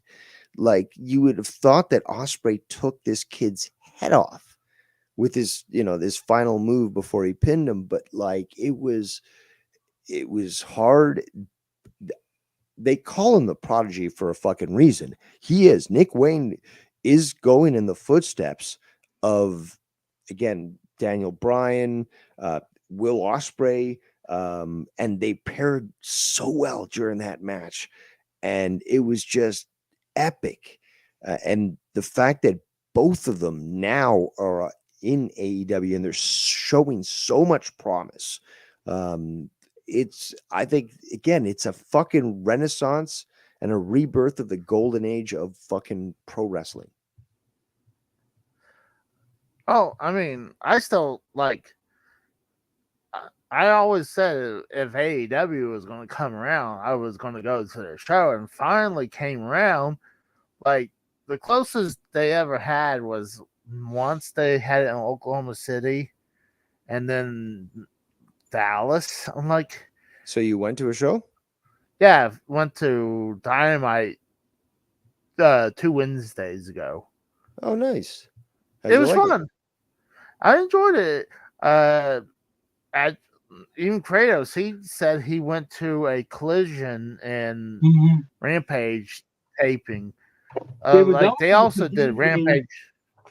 That Collision taping conveniently is Kevin Kelly's last because he got fired yesterday. Yeah, I heard Kevin Kelly was also criticizing a company online, and yeah, there's some reason, I guess, that's justified in his firing. About Ian Riccaboni and something else. I remember read into. I didn't read into it too much. I heard about Kevin Kelly get fired, but I mean, they don't use him that often, anyways. If anything, he's on Ring of Honor. He's only been on Collision and very rarely Ring of Honor because, like, remember, he does have obligations to New Japan as their play-by-play English commentator. Well, apparently he's going to go up there now. I mean, well, it's kind of rather convenient timing. He gets expired when the New Japan Cup started, which is their King of the Ring tournament.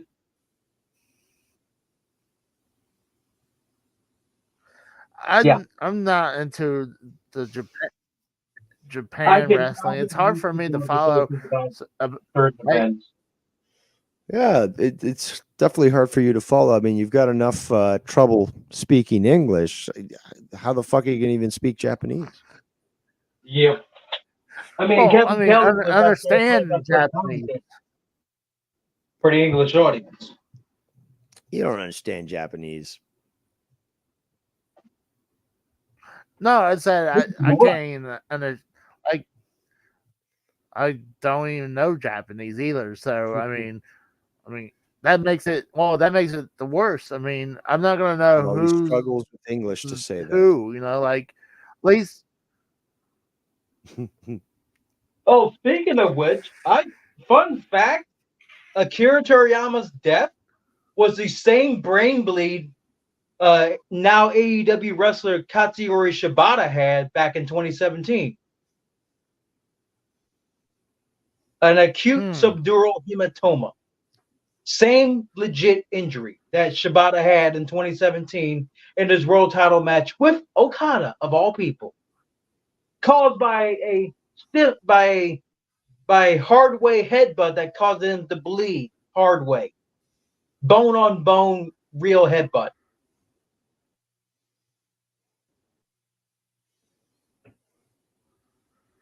Just a fun fact out there.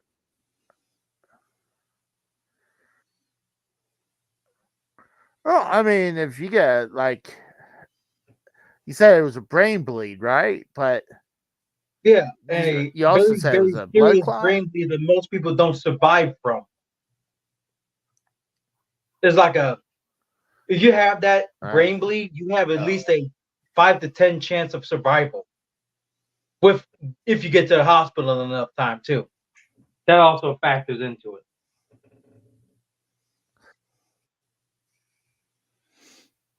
Well, I mean, some people God, who's that wrestler who died after Rey Mysterio did his 619 on him? I mean, it wasn't that killed it. It was bouncing his head off the fucking ropes from the bump he was taking from the 619. That's what killed him, not the move itself. But to Dave Rose's point, Nick Wayne was 16 and that match I love how Ospreay, I believe. The match that put Nick Wayne on the map, he was 16 come in for that. I was responding to Dave Rose's comments try about to keep up there, Casey, but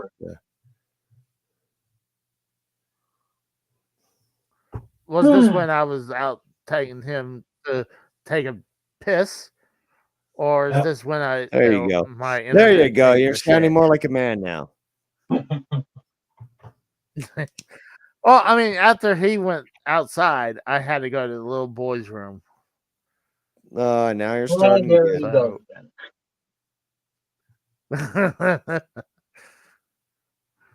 But let's Dave, what do you think about have you heard about some of the people who's being inducted to the Hall of Fame this year?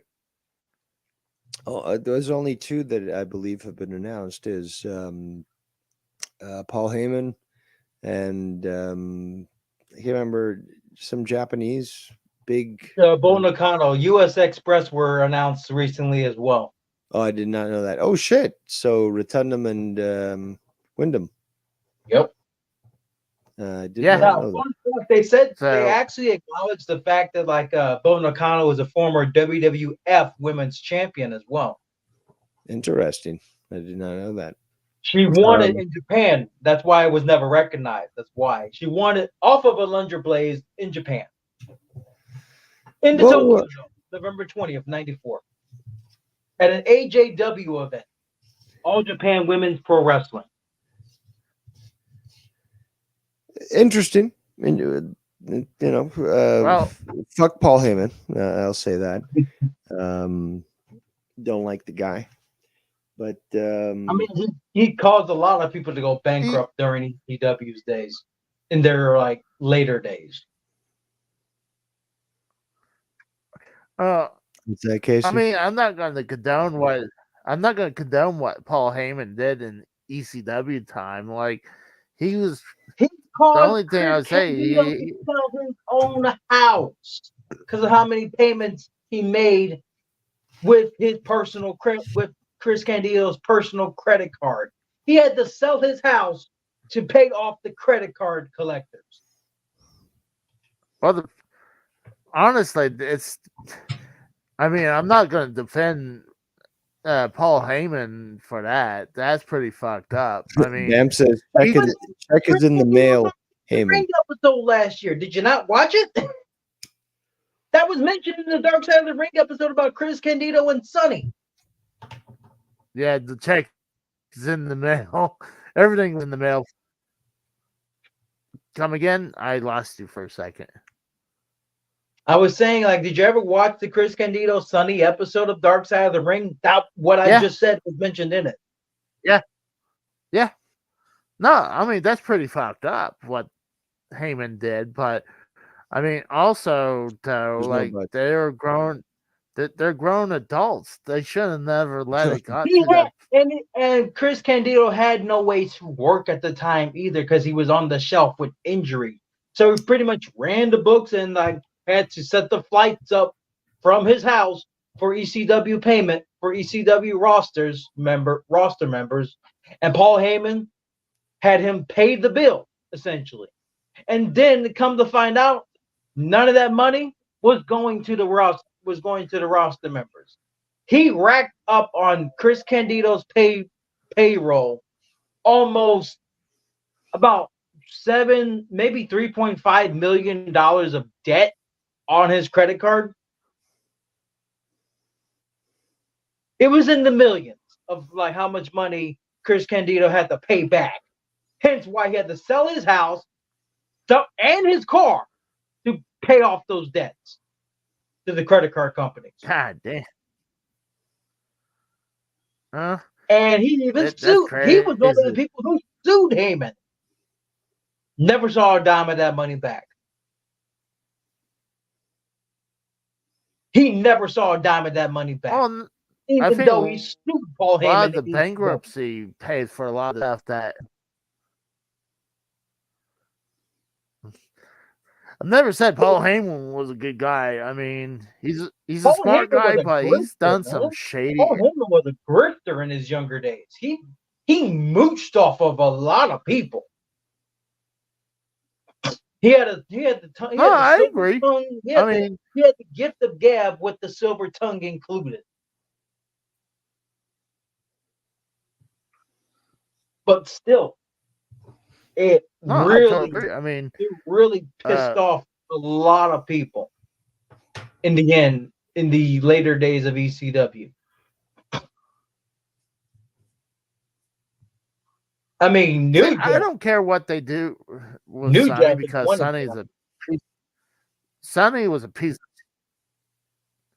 Sonny was a piece of shit. Candido's mother knew she was a piece of shit when she showed up in a car at his fucking prom, and he walked off with her and leaving his prom date in the dust in her car. Now, mind you, she was older than him. That's the fun fact nobody knows. She was older than Chris Candido because she had enough money to drive a car. And he left his prom date at the prom venue to go with her. He left his high school sweetheart for Sonny. Well, granted, I mean, how many times that really has happened? You go to your prom date with one prom date, you come out with someone else. I mean, no, he not left like the prom very with someone uncommon. Else. They drove off into the night in her car. That's what I'm saying. Me personally, I had a reason for having a different prom date than originally planned. My ex-girlfriend cheated on me in high school, and I took her best friend to prom. So that was my revenge. I took her fucking best friend to prom that same year, 2 months later.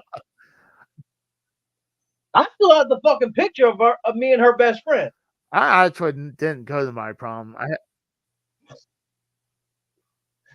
My ex-girlfriend was wearing a pink dress, had a nasty scout on her face, while I'm wearing a $350 Italian suit with yellow shoes that would cost an extra $50, with a peacock design on the back, looking like fucking Cat Williams with like straightened out hair. No pimp padding needed. No pimp pad needed. Everyone called me Cat Williams. Some of my friends called me Lloyd. My own gate called me Michael Jackson.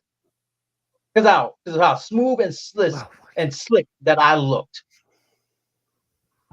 Either way. I said to her as I'm walking her best friend around the prom, this could have been yours. This could have been yours. I could have been your prom date, but your ass decided to cheat. I said that to her face. No, I did not fuck her. Her grandmother drove her to the damn prom. I did not fuck her best friend. No. Oh, well, the answer is no. I did not tour capture. I was going. I was going to say tour capture has a very important question, and I saw it on screen. No, I didn't go. I didn't go to my prom. I didn't really care about prom. I wasn't dating anyone during that time anyways. Like, I didn't date a lot of people during Besides, my fun with school. Like, my fun I didn't happened start really dating a lot until my fun happened on a school bus, actually. I lost my virginity on a school bus. On the way to school, mind you. In the back of the bus. That's interesting. Around other people. We kept How did you pull that off? I'm just curious. We kept quiet as fucking mics.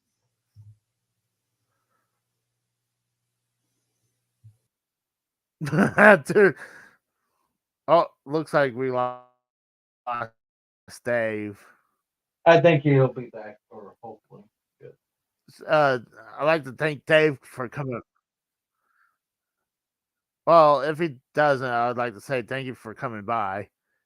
Mm-hmm. But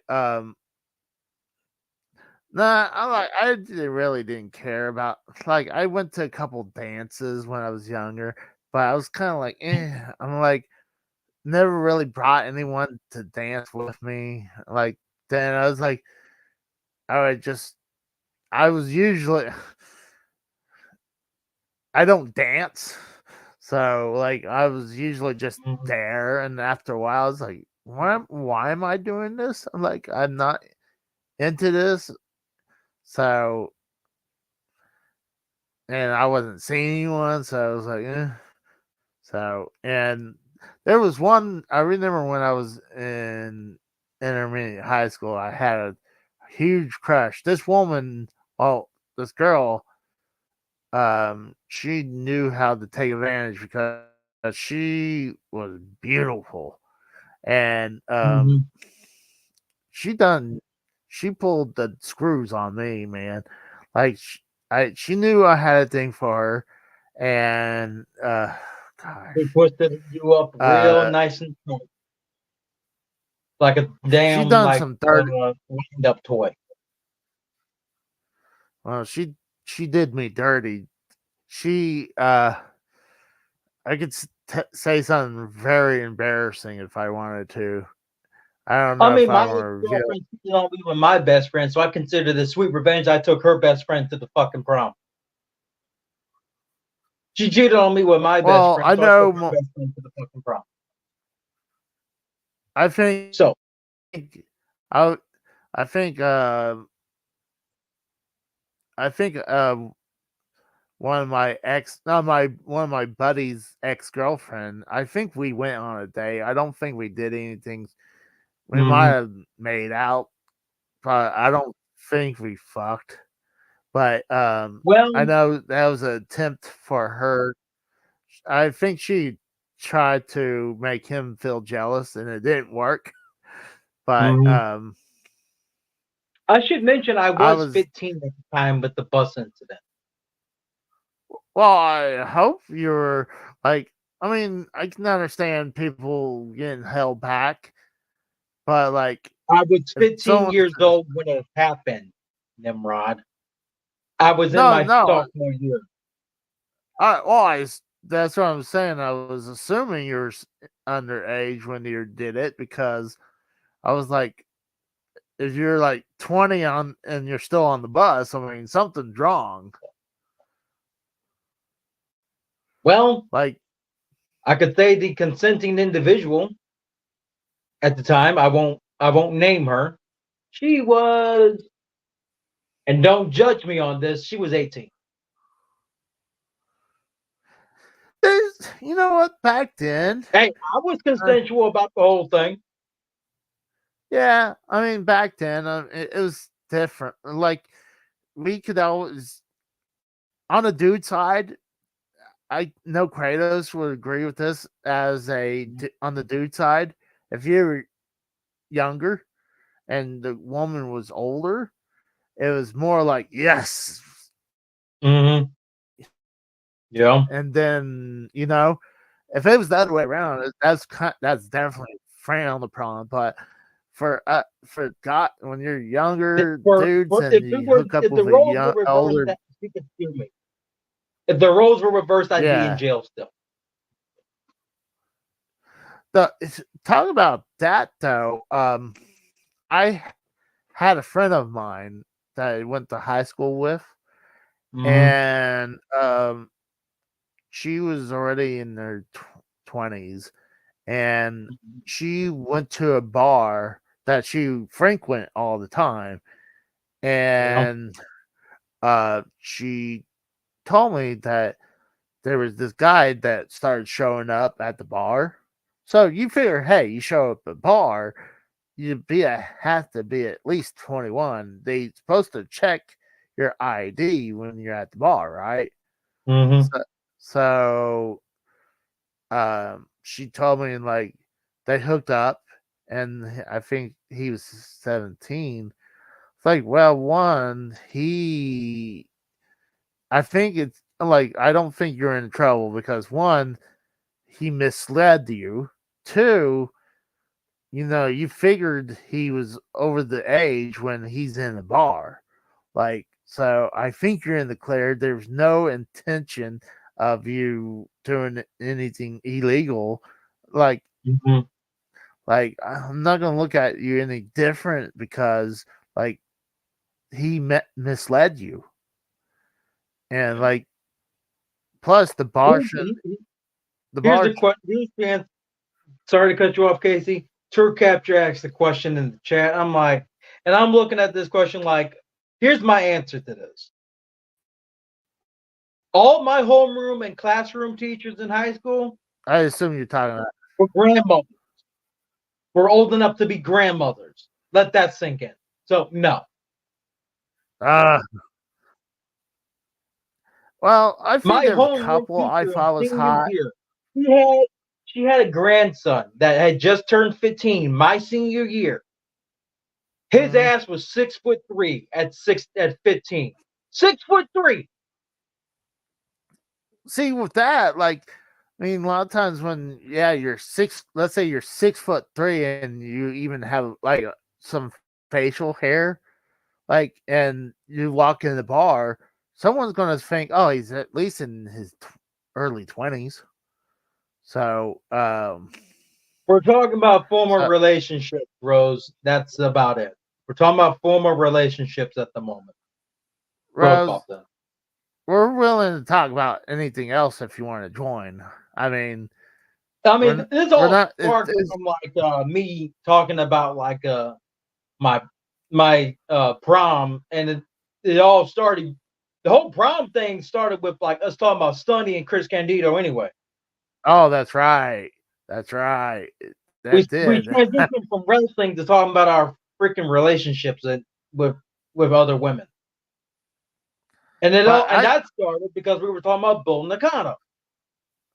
Well, the thing is, I still say like both Chris Candido and Sonny, it's pretty fucked up what Paul Heyman kept secret in that locker room that Sonny was sleeping with everyone, including Shawn Michaels.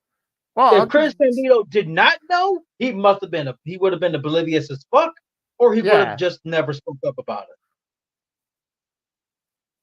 That's all. What I heard is that Shawn Michaels turned Chris Candido into the biggest cuck in the company. Well, I heard that he knew, but he didn't want to cause any problems with the company. He had to have known. Even Lance Storm on the Ring episode saying if he did know and even if he did go to Vince, he couldn't. It'd be career suicide because he's pretty much riding on the world champion at the time. Exactly. So, like, that's why I was like, I mean, you also have to remember there was that one pay-per-view. There was that one pay-per-view where it basically was subtle, but obviously Shawn Michaels was finger blasting Sonny on somewhere backstage in the on pay-per-view. Tour Capture says Sonny was a 20 out of 10 in their prime.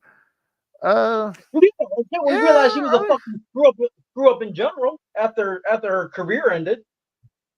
Now, mind you, he had only one match. She had actually one match, and no one would have known she was in this match until you hear that she was thrown out of the fucking ring. The 25th anniversary of WrestleMania 25 Women Battle Royal. You know, the one that was won by Santino Marella in drag. Oh, but she was in that match. That was her only match, and she looked that was her bad. That was her only match in wrestling. She was in a battle royal to celebrate women's wrestling. Oh, yes. That ended up being won by a man in fucking drag. Well, it makes sense. She was more of a valet. She was kind of like almost like Miss Elizabeth. I mean, you never seen Miss Elizabeth. No one would have guessed it was her in the ring because they didn't even announce half the fucking participants.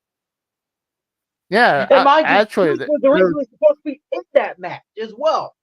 She was originally supposed to be in the match. She turned it down. Who? Trish Stratus. Oh. She turned that down.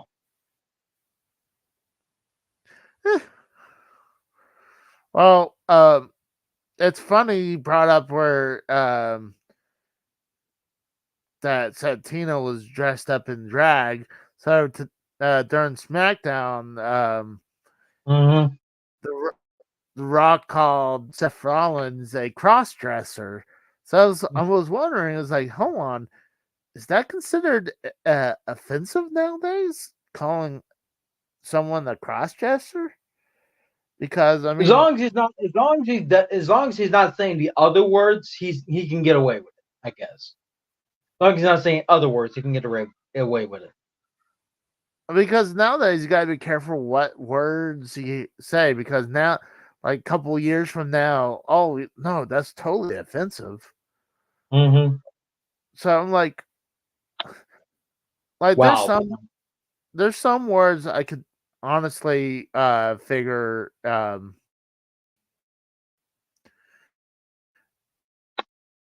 felt it was offensive. Like I can say retarded is offensive. I feel it's offensive to, honestly, if you're going to call a mentally challenged person retarded, because I feel like that's that brings up mentally retarded. That made me laugh a little because I literally just called someone was begging me for money today, and she said, "If you're not look, dude, I need money. If you're not going to send it, leave me alone." I'm like, "You're the one who contacted me, you dipshit retard."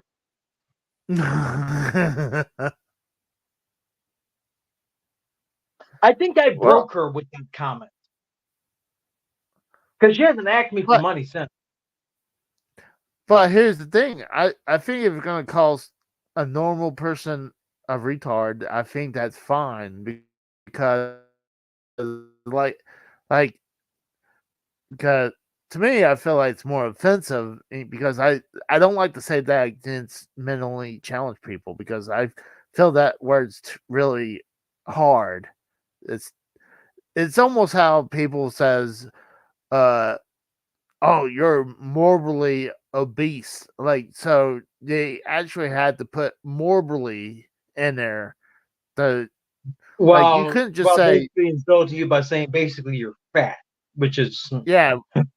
Well, they would say there's obese and they're morbidly obese. So, like saying they're calling you super fat if you're morbidly or fat enough to the obese. point you're going to die. Yeah. Yeah. So I'm like, say I like when I was doing the Wii Fit thing and I'm on the Wii board and it said obese. I was like, wow, it actually says that to you if you're overweight. Like Wow. you figure say you're overweight. Like I'm more okay with the word overweight than obese. Mm-hmm.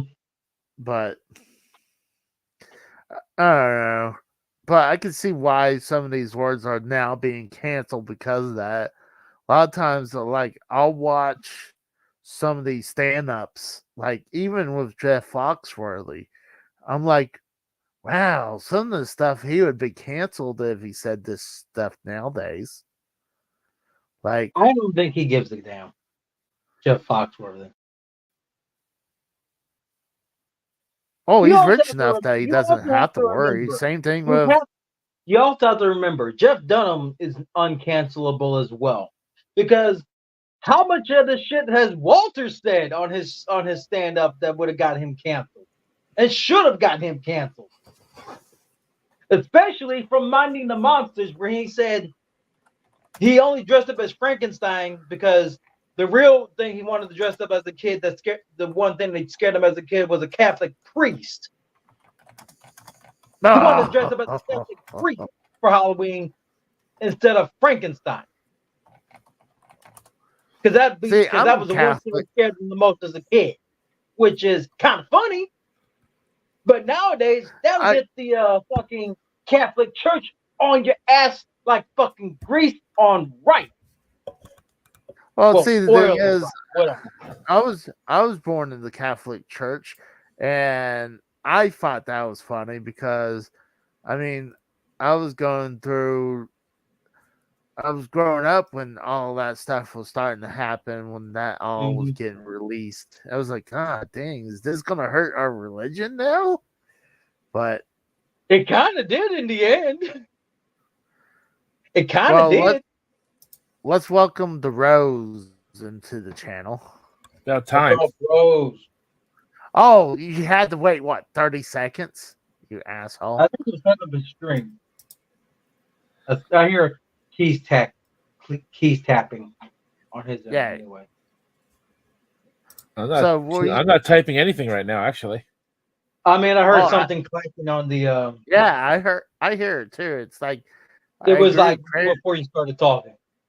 It's like he said, it sounds like a click. It's almost like someone typing on the keyboard. You mean this? Yeah. Yes. Yeah, I'm working on tomorrow's thumbnail because we got a loaded show tomorrow night, guys. I'll be here for it. 6 topics tomorrow night. It's a big one. Oh, yes. Thank God I'm off on Mondays. We're going to have to start early so Casey's crybaby ass can get to bed at a decent time. What time do you think? Probably, I would say probably about 9:15 instead of 10:15. All right, that's fair. I'll be off work by then. That's fine. Let me give you guys the rundown. I was going to say, give us the rundown. So there's a Dairy Queen. I don't know where. I didn't fully look into the story yet. There's a Dairy Queen that was allegedly The store manager was allegedly punishing their employees by making them eat ice cream mixed with cleaning solution. Ugh.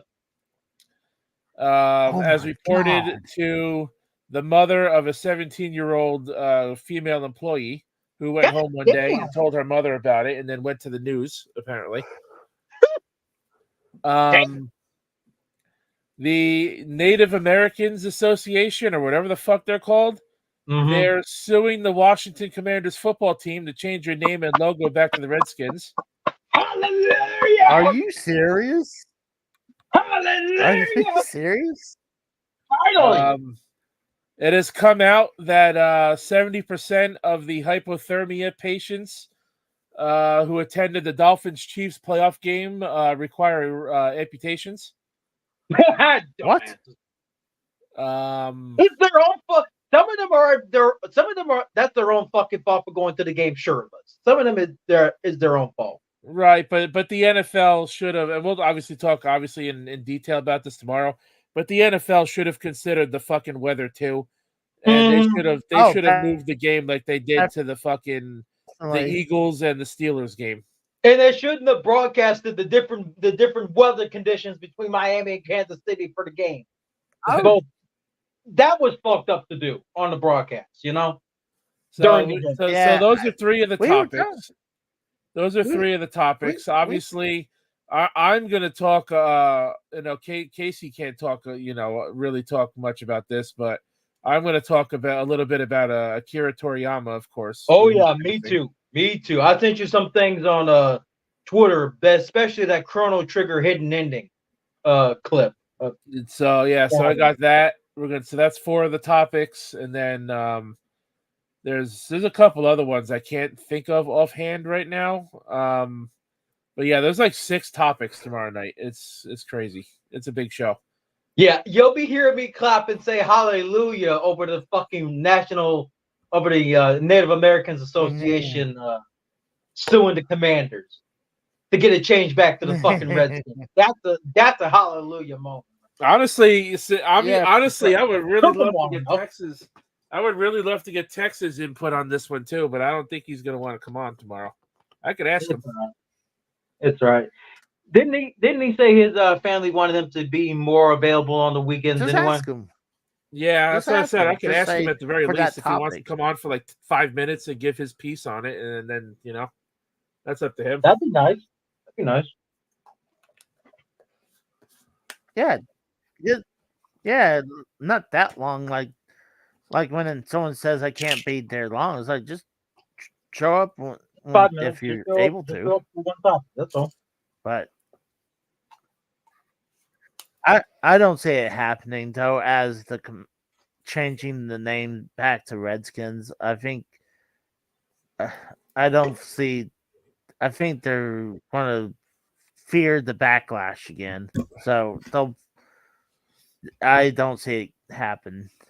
Here's the thing: they said Native Americans were offended by it from the jump to begin with. They said that a bunch of Native Americans were offended by the name to begin with, which is why they changed the name for the Cleveland I heard Guardians. Yeah, and I was actually going to say this tomorrow night, but I guess I'll mention it now since you just brought it up. If they're suing the Commanders to become the Redskins again, are they going to sue the Guardians to become the Indians again? Mm-hmm. Yeah, there you go. Well, here's the thing, though. The reason why they decided to change the Commanders is not because, we're so offended about the Redskins name. They were about to lose one of their main sponsors because of the Redskins name. They're like, you better change this now. If not, we're gonna pull our sponsorship. I think the same sponsorship that's on their stadium was gonna leave. So that's what made them change their name to the Commanders. Eventually the Commanders, but 2 years with no names. But I don't see it happening. Honestly, I think we're stuck. That's so stupid. That sounds so I don't see it reverse. I think they'll be too scared for the backlash. So, Rose. So I came up with a theory because with the U.S. Express going to the Hall of Fame, I think I think they'll be the second to last people to come up for the Hall of Fame. I think I think Paul Heyman's going to be the main attraction in the Hall of Fame tomorrow this year. He is. He's the first ballot. Think so? I think he's going to be the guy that's going to get the longest time to talk. He's going to be the last one. You know, he's going to get obviously. He's probably going to promote Roman Reigns and The Rock going into Mania because that's before Mania. I'm the sure. Hall of Fame ceremony. That's a good point. But Kratos, I've been meaning to ask you. Okay, well, I've been meaning to ask you, Kratos, since they announced that new AEW pay-per-view during Revolution. Are you going to try to go to that one since it's in St. Louis? I already have tickets, dude. Oh, you already bought them? Nice.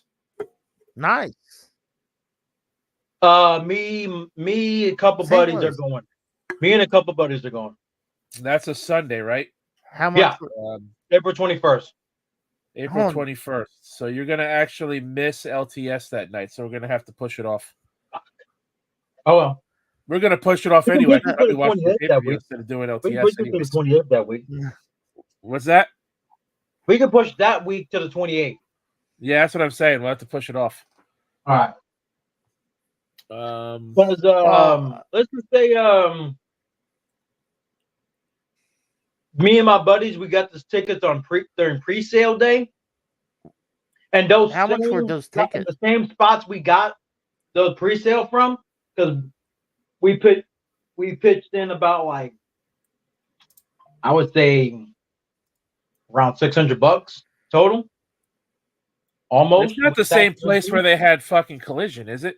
What? No, it's at Shea Fest Arena downtown where the Billikens play college basketball. How many people do you say that arena holds? Like 15,000? That's about a good 10 to 12,000 seat arena. And how many do you think they're going to fucking sell? Maybe 7,000, 8,000, hopefully. Enough to fill the arena, yeah. Because those same seats that me and my buddies were looking at when we got our tickets during pre-sale, they're already almost $300 for one ticket. So I think they sold 11,000 for Revolution for Sting's retirement. Mm-hmm. Well, that's different. That is for his retirement. I mean, I don't see them breaking 10,000, but I think it'll be definitely more than what they sell for the tapings or for the live shows. I honestly think the shows deserve to get more people to show up, even though, I think what I paid was I got pretty good seat tickets for them for a Dynamite show. So, and being on Rampage, so I'm I was happy. Oh yeah. I forgot about this topic. The United States government is working on banning TikTok. That's going to be a big one tomorrow night. Mm-hmm. Oh, okay. That's funny. 10,600 seats. 10,600. So even if they sell out at least 7,000 or 8,000, it'll be mostly full. Mm-hmm. Yeah. And then if they comp the rest, they can pretty much, quote unquote, sell out. Mm-hmm. Yeah, exactly. Well, I was listening to the news when I was out at lunch, and there's this congressman, and he's saying that, oh yeah, we need to ban TikTok. I was like, what? What the hell's TikTok? And I didn't look at the subtitle. And I was like, oh, TikTok. This fucking idiot doesn't know how to read English. It's not tic-tac, not the breath mint, you dipshit. But he is old as fuck, so he... I'm going to tell you right now, Shea Fest Arena is going to be packed this next Saturday. What's that? Shea Fats Arena is going to have a sell-out building next Saturday almost. Why is that? Cat Williams is showing up next Saturday. I heard a few of his stand-ups. He's all right. He's not as funny as say George Carlin or Chris Rock. But he's all right. You haven't seen it? Did you see his interview with Shannon Sharp? No. Go watch the first 30 some odd minutes of that interview. He buried so many fucking people on that interview. He said he called people out for stealing jokes from him, namely Cedric the Entertainer.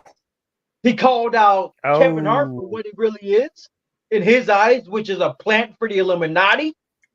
He called out a lot of fucking people in the first 35 minutes.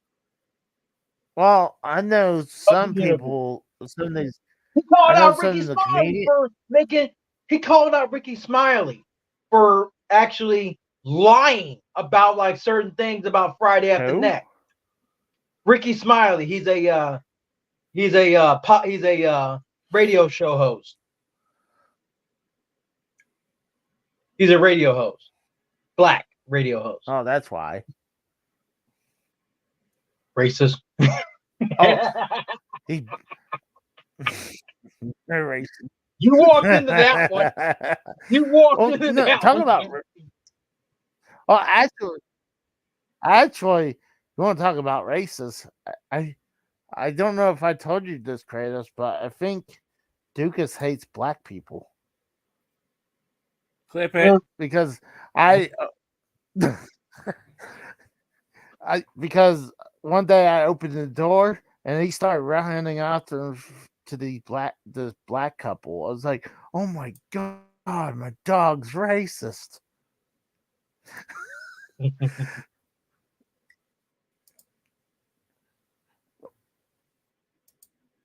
But it's funny how some people get scared about him. Like, yeah, he barks, but like, you're scared of a wiener dog? Like, it's a wiener dog. Someone hopped on the hood of my mother's car once, overseeing my fucking Chihuahua. Because he got out of the backyard one time. Someone hopped on the hood of the fucking car. Mind you, like I said, it was my mom's car. Just to get away from a damn Chihuahua. So you guys ready to move your clocks forward at 2 a.m. local time? Sure. Tonight? I think we'll do that automatically on my phone and tablet. I know some devices still won't update automatically. So I think most devices does, though. I mean, I like don't need to do that on my phone. I don't set my clock on my microwave nor my oven. Even though right now it says 5:16 on it right now on the oven. I looked over. But the only clock I care is the one on my cell phone and the one in my car. Because that's all I care about. I mean, itself changes on my cell phone. And what's weird, fucking laptop, it's 2 hours behind anyways. So, like, I don't know how to fix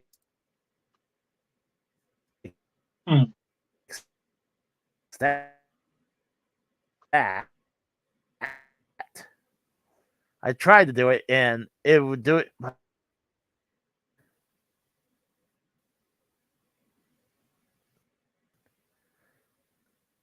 I'm trying to figure out how to fix my time on my laptop, but I don't know how to do it. I'm too old to figure that shit out nowadays. Okay. I need some young buck. To come in and, tell me how to fix my clock on my laptop. Not hard, Casey. I'm to that. Well, I'm getting to that age now, like where I need someone to tell me how to get through Shoot, you're supposed to help me to find a new computer, Rose. I know, and you also said you had someone else on the hunt for that. So I've been looking. I just really haven't. I delivered ink the other day to a elderly woman who had a 20-year-old printer. Jesus. I don't think you're looking in the right fucking place. Oh, for like getting your computer fixed. Just saying. An elderly woman okay, maybe has I'm a 20-year-old lazy. printer that still uses ink, like ink cartridges that she orders off of the internet. On top of that, she knows how to use that printer still, despite being elderly. Casey, it's not hard to right click where your freaking time is and click adjust date and time and then click sync. I did. It'll do it automatically. Stop the cap, Casey. I right click.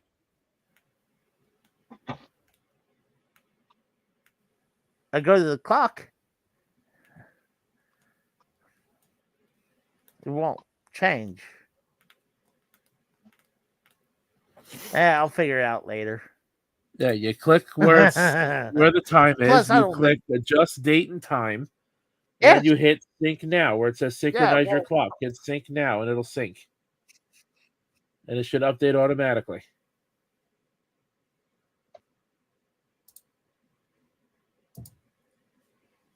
If it doesn't, then you got a problem. It's not really too bad. Well, anyways, automatically set time. I celebrated Miku Day today by spending almost $350 on merchandise for the upcoming expo that I'm going to in 59 days. Oh, damn! I got 3 T-shirts that were a total of $115. I got 2 glow sticks. I got the film for the glow sticks, the film set for the glow sticks. I got an acrylic figure, 2 wristbands, and a wall scroll.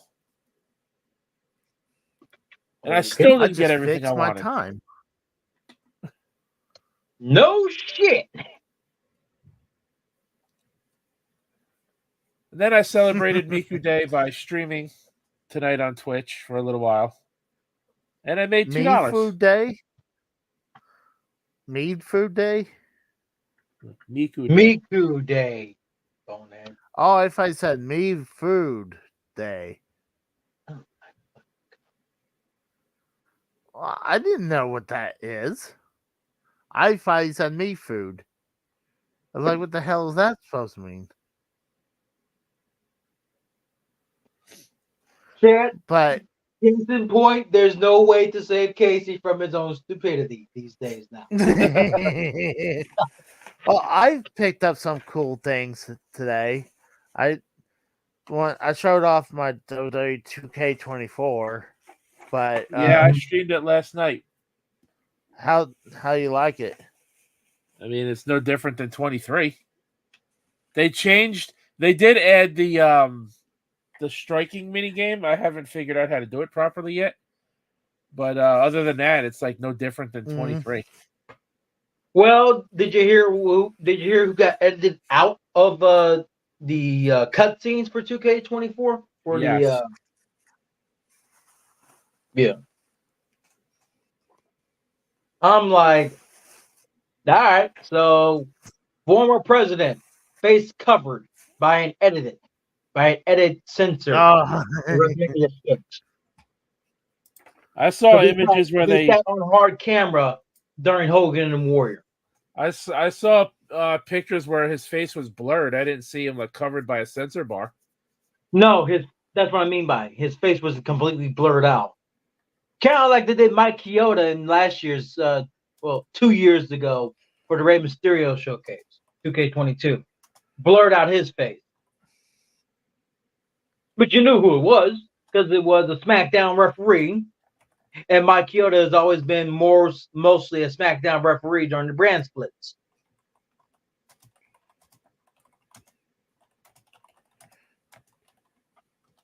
Well, and this was during the Batista Rey Mysterio match on SmackDown.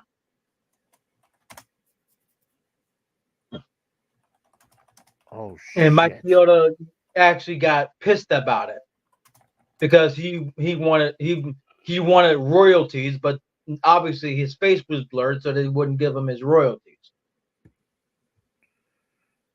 I find it very fucked up that Mike Chioda is not even in this year's game because of his termination a couple years ago, because they added real life referees 7 into the game. Yeah, 7 actual referees are in the game as not playable, but like selectable referees for your matches, including Charles Robinson and Jessica Carr, I believe. I fucked up. I'm gonna go back to this vintage stock tomorrow. There was this Atari game that might have been cheaper there. I was trying to look up this Atari game that I just picked up today, and there's one called Sword Quest Waterworld, and going for $211. So I need to go back and see if it's they posted for that. But I picked up this uncommon arcade game, King Kong, for Atari. Let me bring up. I'll have a bunch of cool stuff, like right here, King Kong for Atari. And I picked that up for $30 because I knew I never see that in the wild. Let's see, King Kong. I like to go to pricecharting.com. Pricecharting.com. Let's see. Trying to look. Not Donkey Kong, King Kong.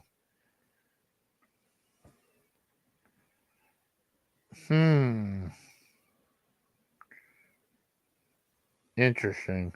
They're only bringing up Donkey Kong. Maybe I'll have to look it up on eBay. Kratos, if you want me to start putting you on the thumbnail with me and Casey, you can send me a headshot that I could use. All right, hold on.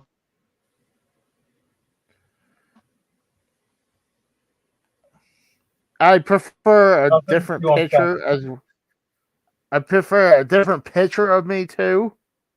Well, you gotta send me something. I'm using what Drew gave me. What do you want? Well, if you want a different picture of your ugly mug on there, then you got to send me a picture of your fucking face, however you want to look. Okay, okay. And whatever you do, make sure you're not wearing blackface. Oh, okay. Then never mind. But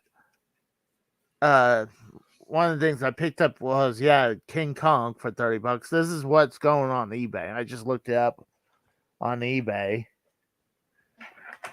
I got this one off eBay. It's called Cracked. I'll be right back. Actually, I may be going after this. After I send you this picture, Rose. Okay. Oh, you're gonna leave? I gotta work on some stuff with my brother. Okay.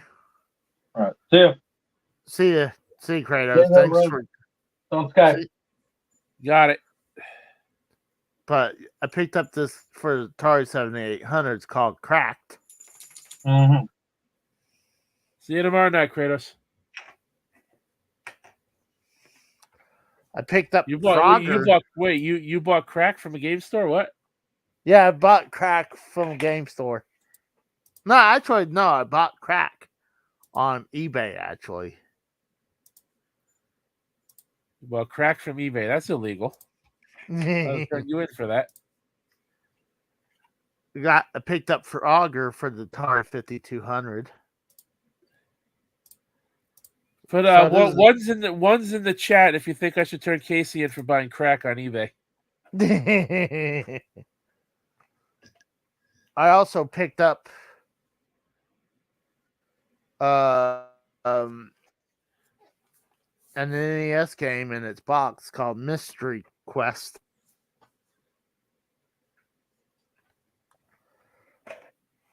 I picked up a TurboGrafx game called Impossible Mole, about a mole. This actually has what's cool, this still has a game, like a rental game sticker on it. It's called Game Dude. All the way from North Hollywood, California. Huh, interesting. Too bad that wasn't a Blockbuster. That could have probably been worth something. No. Speaking of worth something, Casey, what was that game you traded in for a wrestling fucking thing that you bought? That apparently was a rare game worth money? It's not. I traded in for the arcade 1-up machine. And it's Panic. It's the Street Fighter 2. But the thing was, this arcade 1-up machine has. The camera's frozen, Casey. My camera's frozen? Now you're good now. It was frozen for a minute.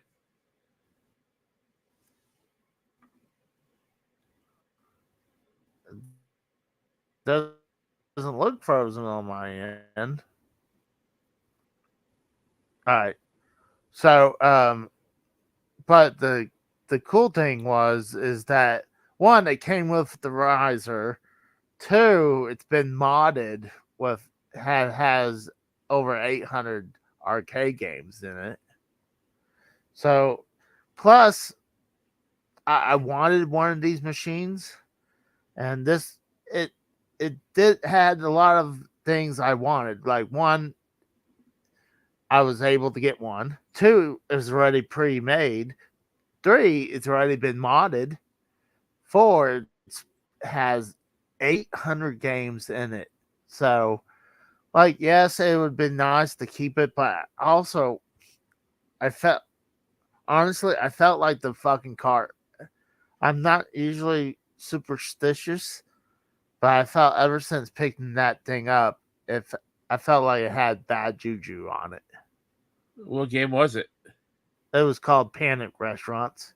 Oh, Panic Restaurant? Okay. Yeah. But wasn't that one of the games you had for like a long time? No.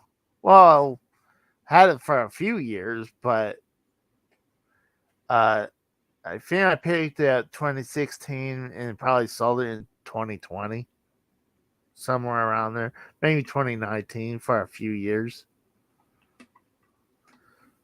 But I just felt like it had bad juju on it. But I know I scored on this one today. This is a Coleco license, also licensed by Nintendo. It's a toy, still on its card from Donkey Kong. Oh, wow. This has Pauline on it. And you can see the other characters you could have picked up. They called him Mario at this point instead of Jumpman and Donkey Kong. This was back in 81, man. This thing. Well, I think it's almost 50 years old, man. No, it's not 50. This is 42 years old. If it's 1981, so yeah, it's 43 now, going on 43 years old. Yeah, 43. Almost 50 years old. So, it's in decent shape. The cart's not the best shape, but for 43 years old, at least 42 years old, it's decent shape for the. It looks like it's in pretty good shape. Like whoever had it took pretty good care of it, at least. Who figured if you're a kid, wouldn't you open that up? I would say so. Yeah. But it's Pauline with a art. She's playing an arcade. She's playing the Donkey Kong. And that's arcade. when her hair was blonde before Nintendo changed it to brown. Yeah. But yeah. And then I also picked up WWE 2K24. Also, I don't know if you know, I picked up the WWF Wing Eagle belt behind me. Yeah, I see it. It's actually a cheap belt, but the plates are good. The leather sucks, but I always wanted a Wing Eagle belt. So I only paid like you got to spend the $600 or $700 to get a real one, Casey. Come on, you got the money. Yeah, I'm not gonna do that though. But, no, you would do that before you get internet, though. I'm sure. Probably. Good probably. I'm not gonna lie. Jesus Christ. I'm not gonna lie. That's a good point. I definitely. I was meaning to do it, but like I said, I was in pain all week, and I took muscle relaxers, so I was out of it once I got home. I barely didn't even want to do a lot of recording. Like, God, like I was luckily had enough stuff to record. I even had one for the one. No, yes, today it was the one with the Princess Peach Showtime demo. But before that, I released Contra yesterday, and I had that on in the can for a while. But I'm probably gonna try out King Kong. What's funny is with King Kong, it looks like someone used it to wipe their ass with. There's brown smudges on it. Ew. He's smelling it.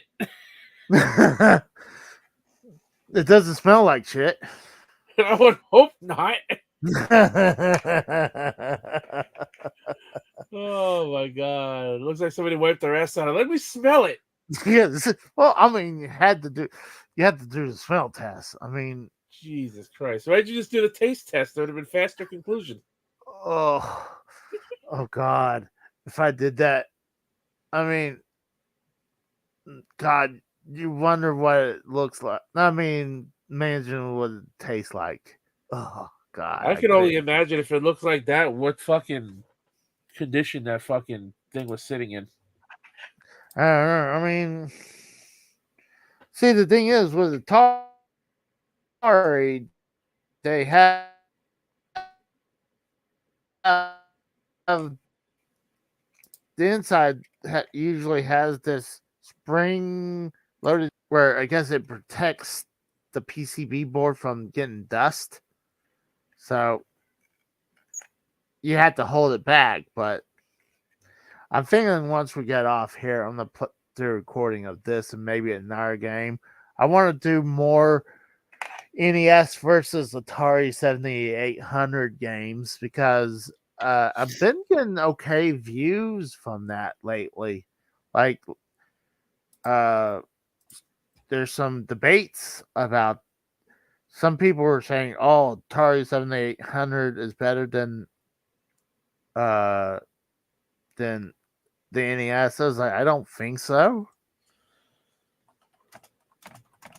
Like, two of them right now, Galaga got 70 views, and then Xavius, I guess that's how you're supposed to pronounce it. I was calling it Xavius. Doing NES versus the Atari 7800. I thought both games Nintendo did it better. Well, I know they do better on their on the sound because the Atari 7800 still uses the same sound chip that they use for the Atari 2600. So there's some carts that has a disc. Speaking of theories, Go ahead. You saw Matt Pat put out his last game theory today? No, I did not. He put it out. I didn't watch it yet, but he uploaded it earlier today. He is semi-retiring from YouTube.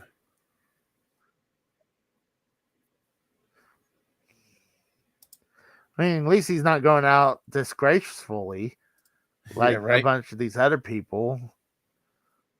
So, did you watch that video I sent you? Nah, dude, I forgot.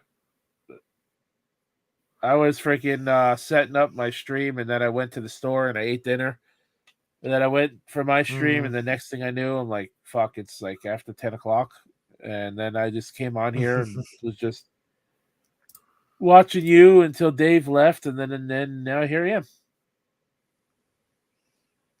Well, I appreciate Dave coming on.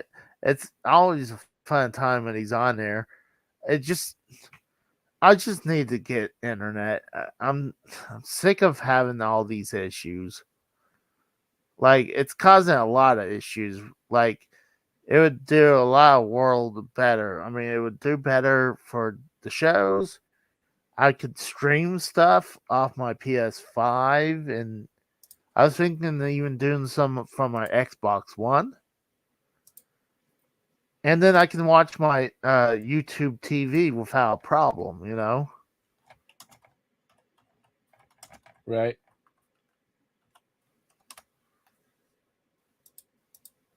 Yeah, I know. Go get it, Dan. I'm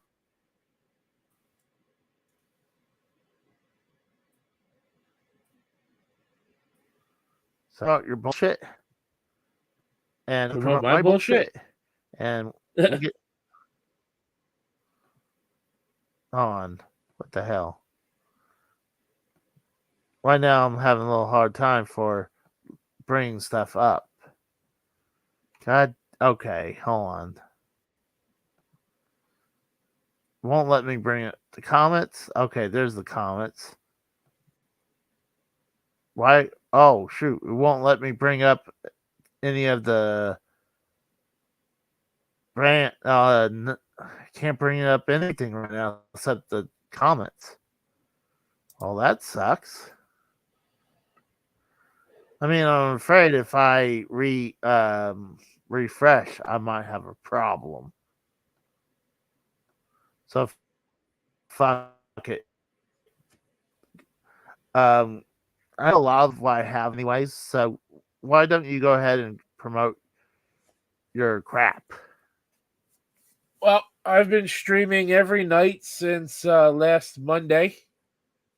So we did Monday night Forza Horizon 5 with my my lady friend. Tuesday, Wednesday, and Thursday night, I streamed Kirby's Return to Dreamland Deluxe. Yesterday, I streamed WWE 2K24.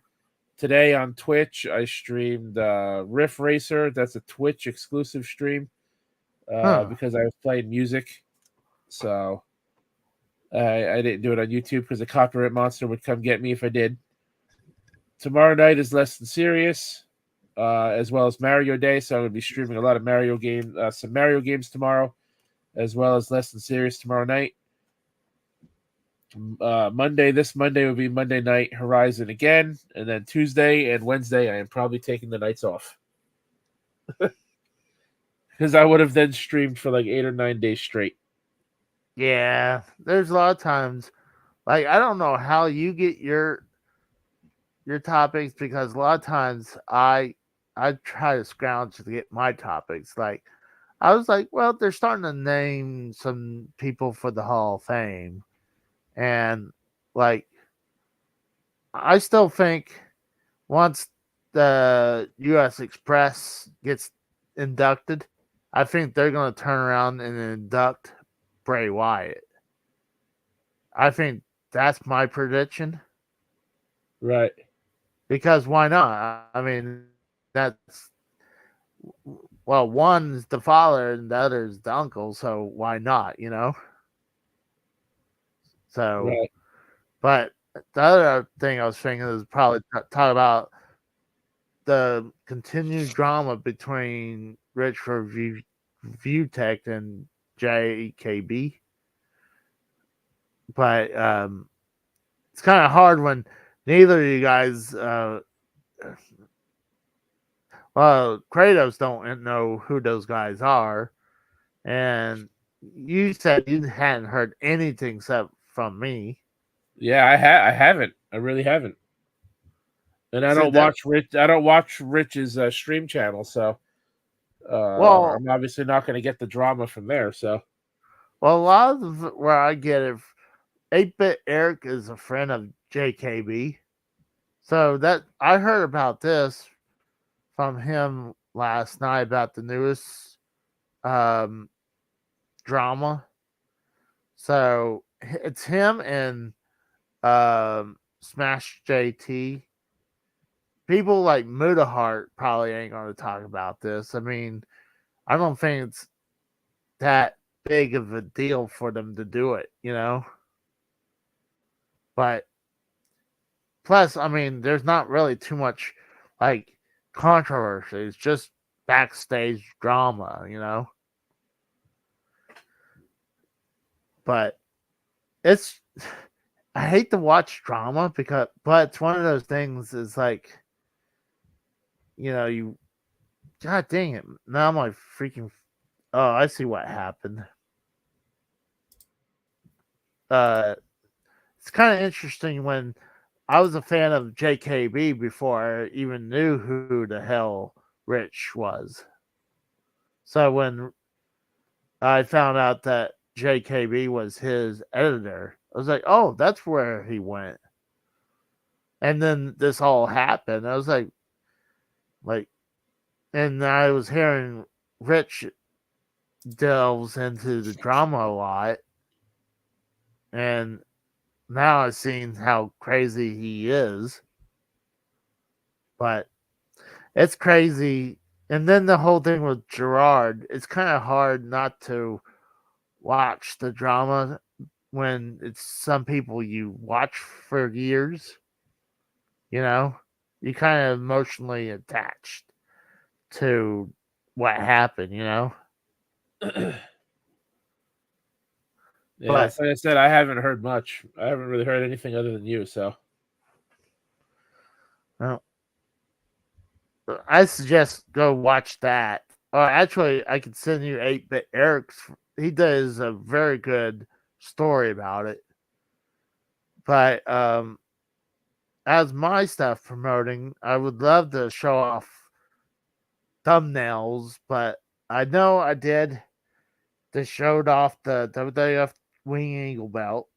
I did my wrestling arcade game, showed off that. I did my Princess Peach Showtime demo gameplay today. I had 2 videos of NES versus the Atari 7800, and I've now remember another one. I did Contra on the arcade gameplay that I did horrible. While I personally beaten Contra on the NES though. But I mean, that like have you ever played Contra? The original one, I haven't played much of it. I'm not very good at it, but I've played it.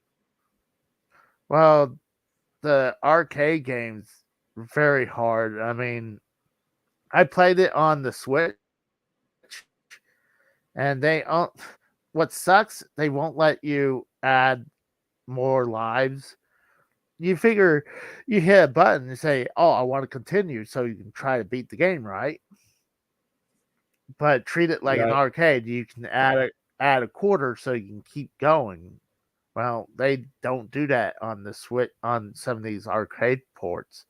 You figure like that should be added in there. Like you bought the fucking game, give them the full fucking game where you can have the option to keep adding continues into it.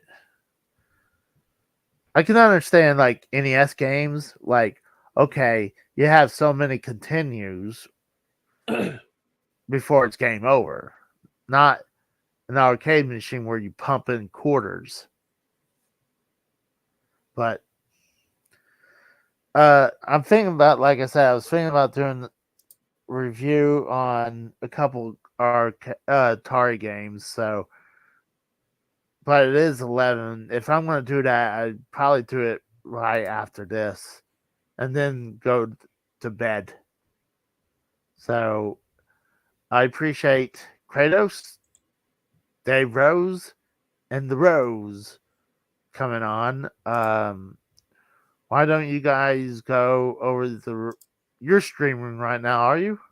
No, I stopped before I came here. Oh, okay.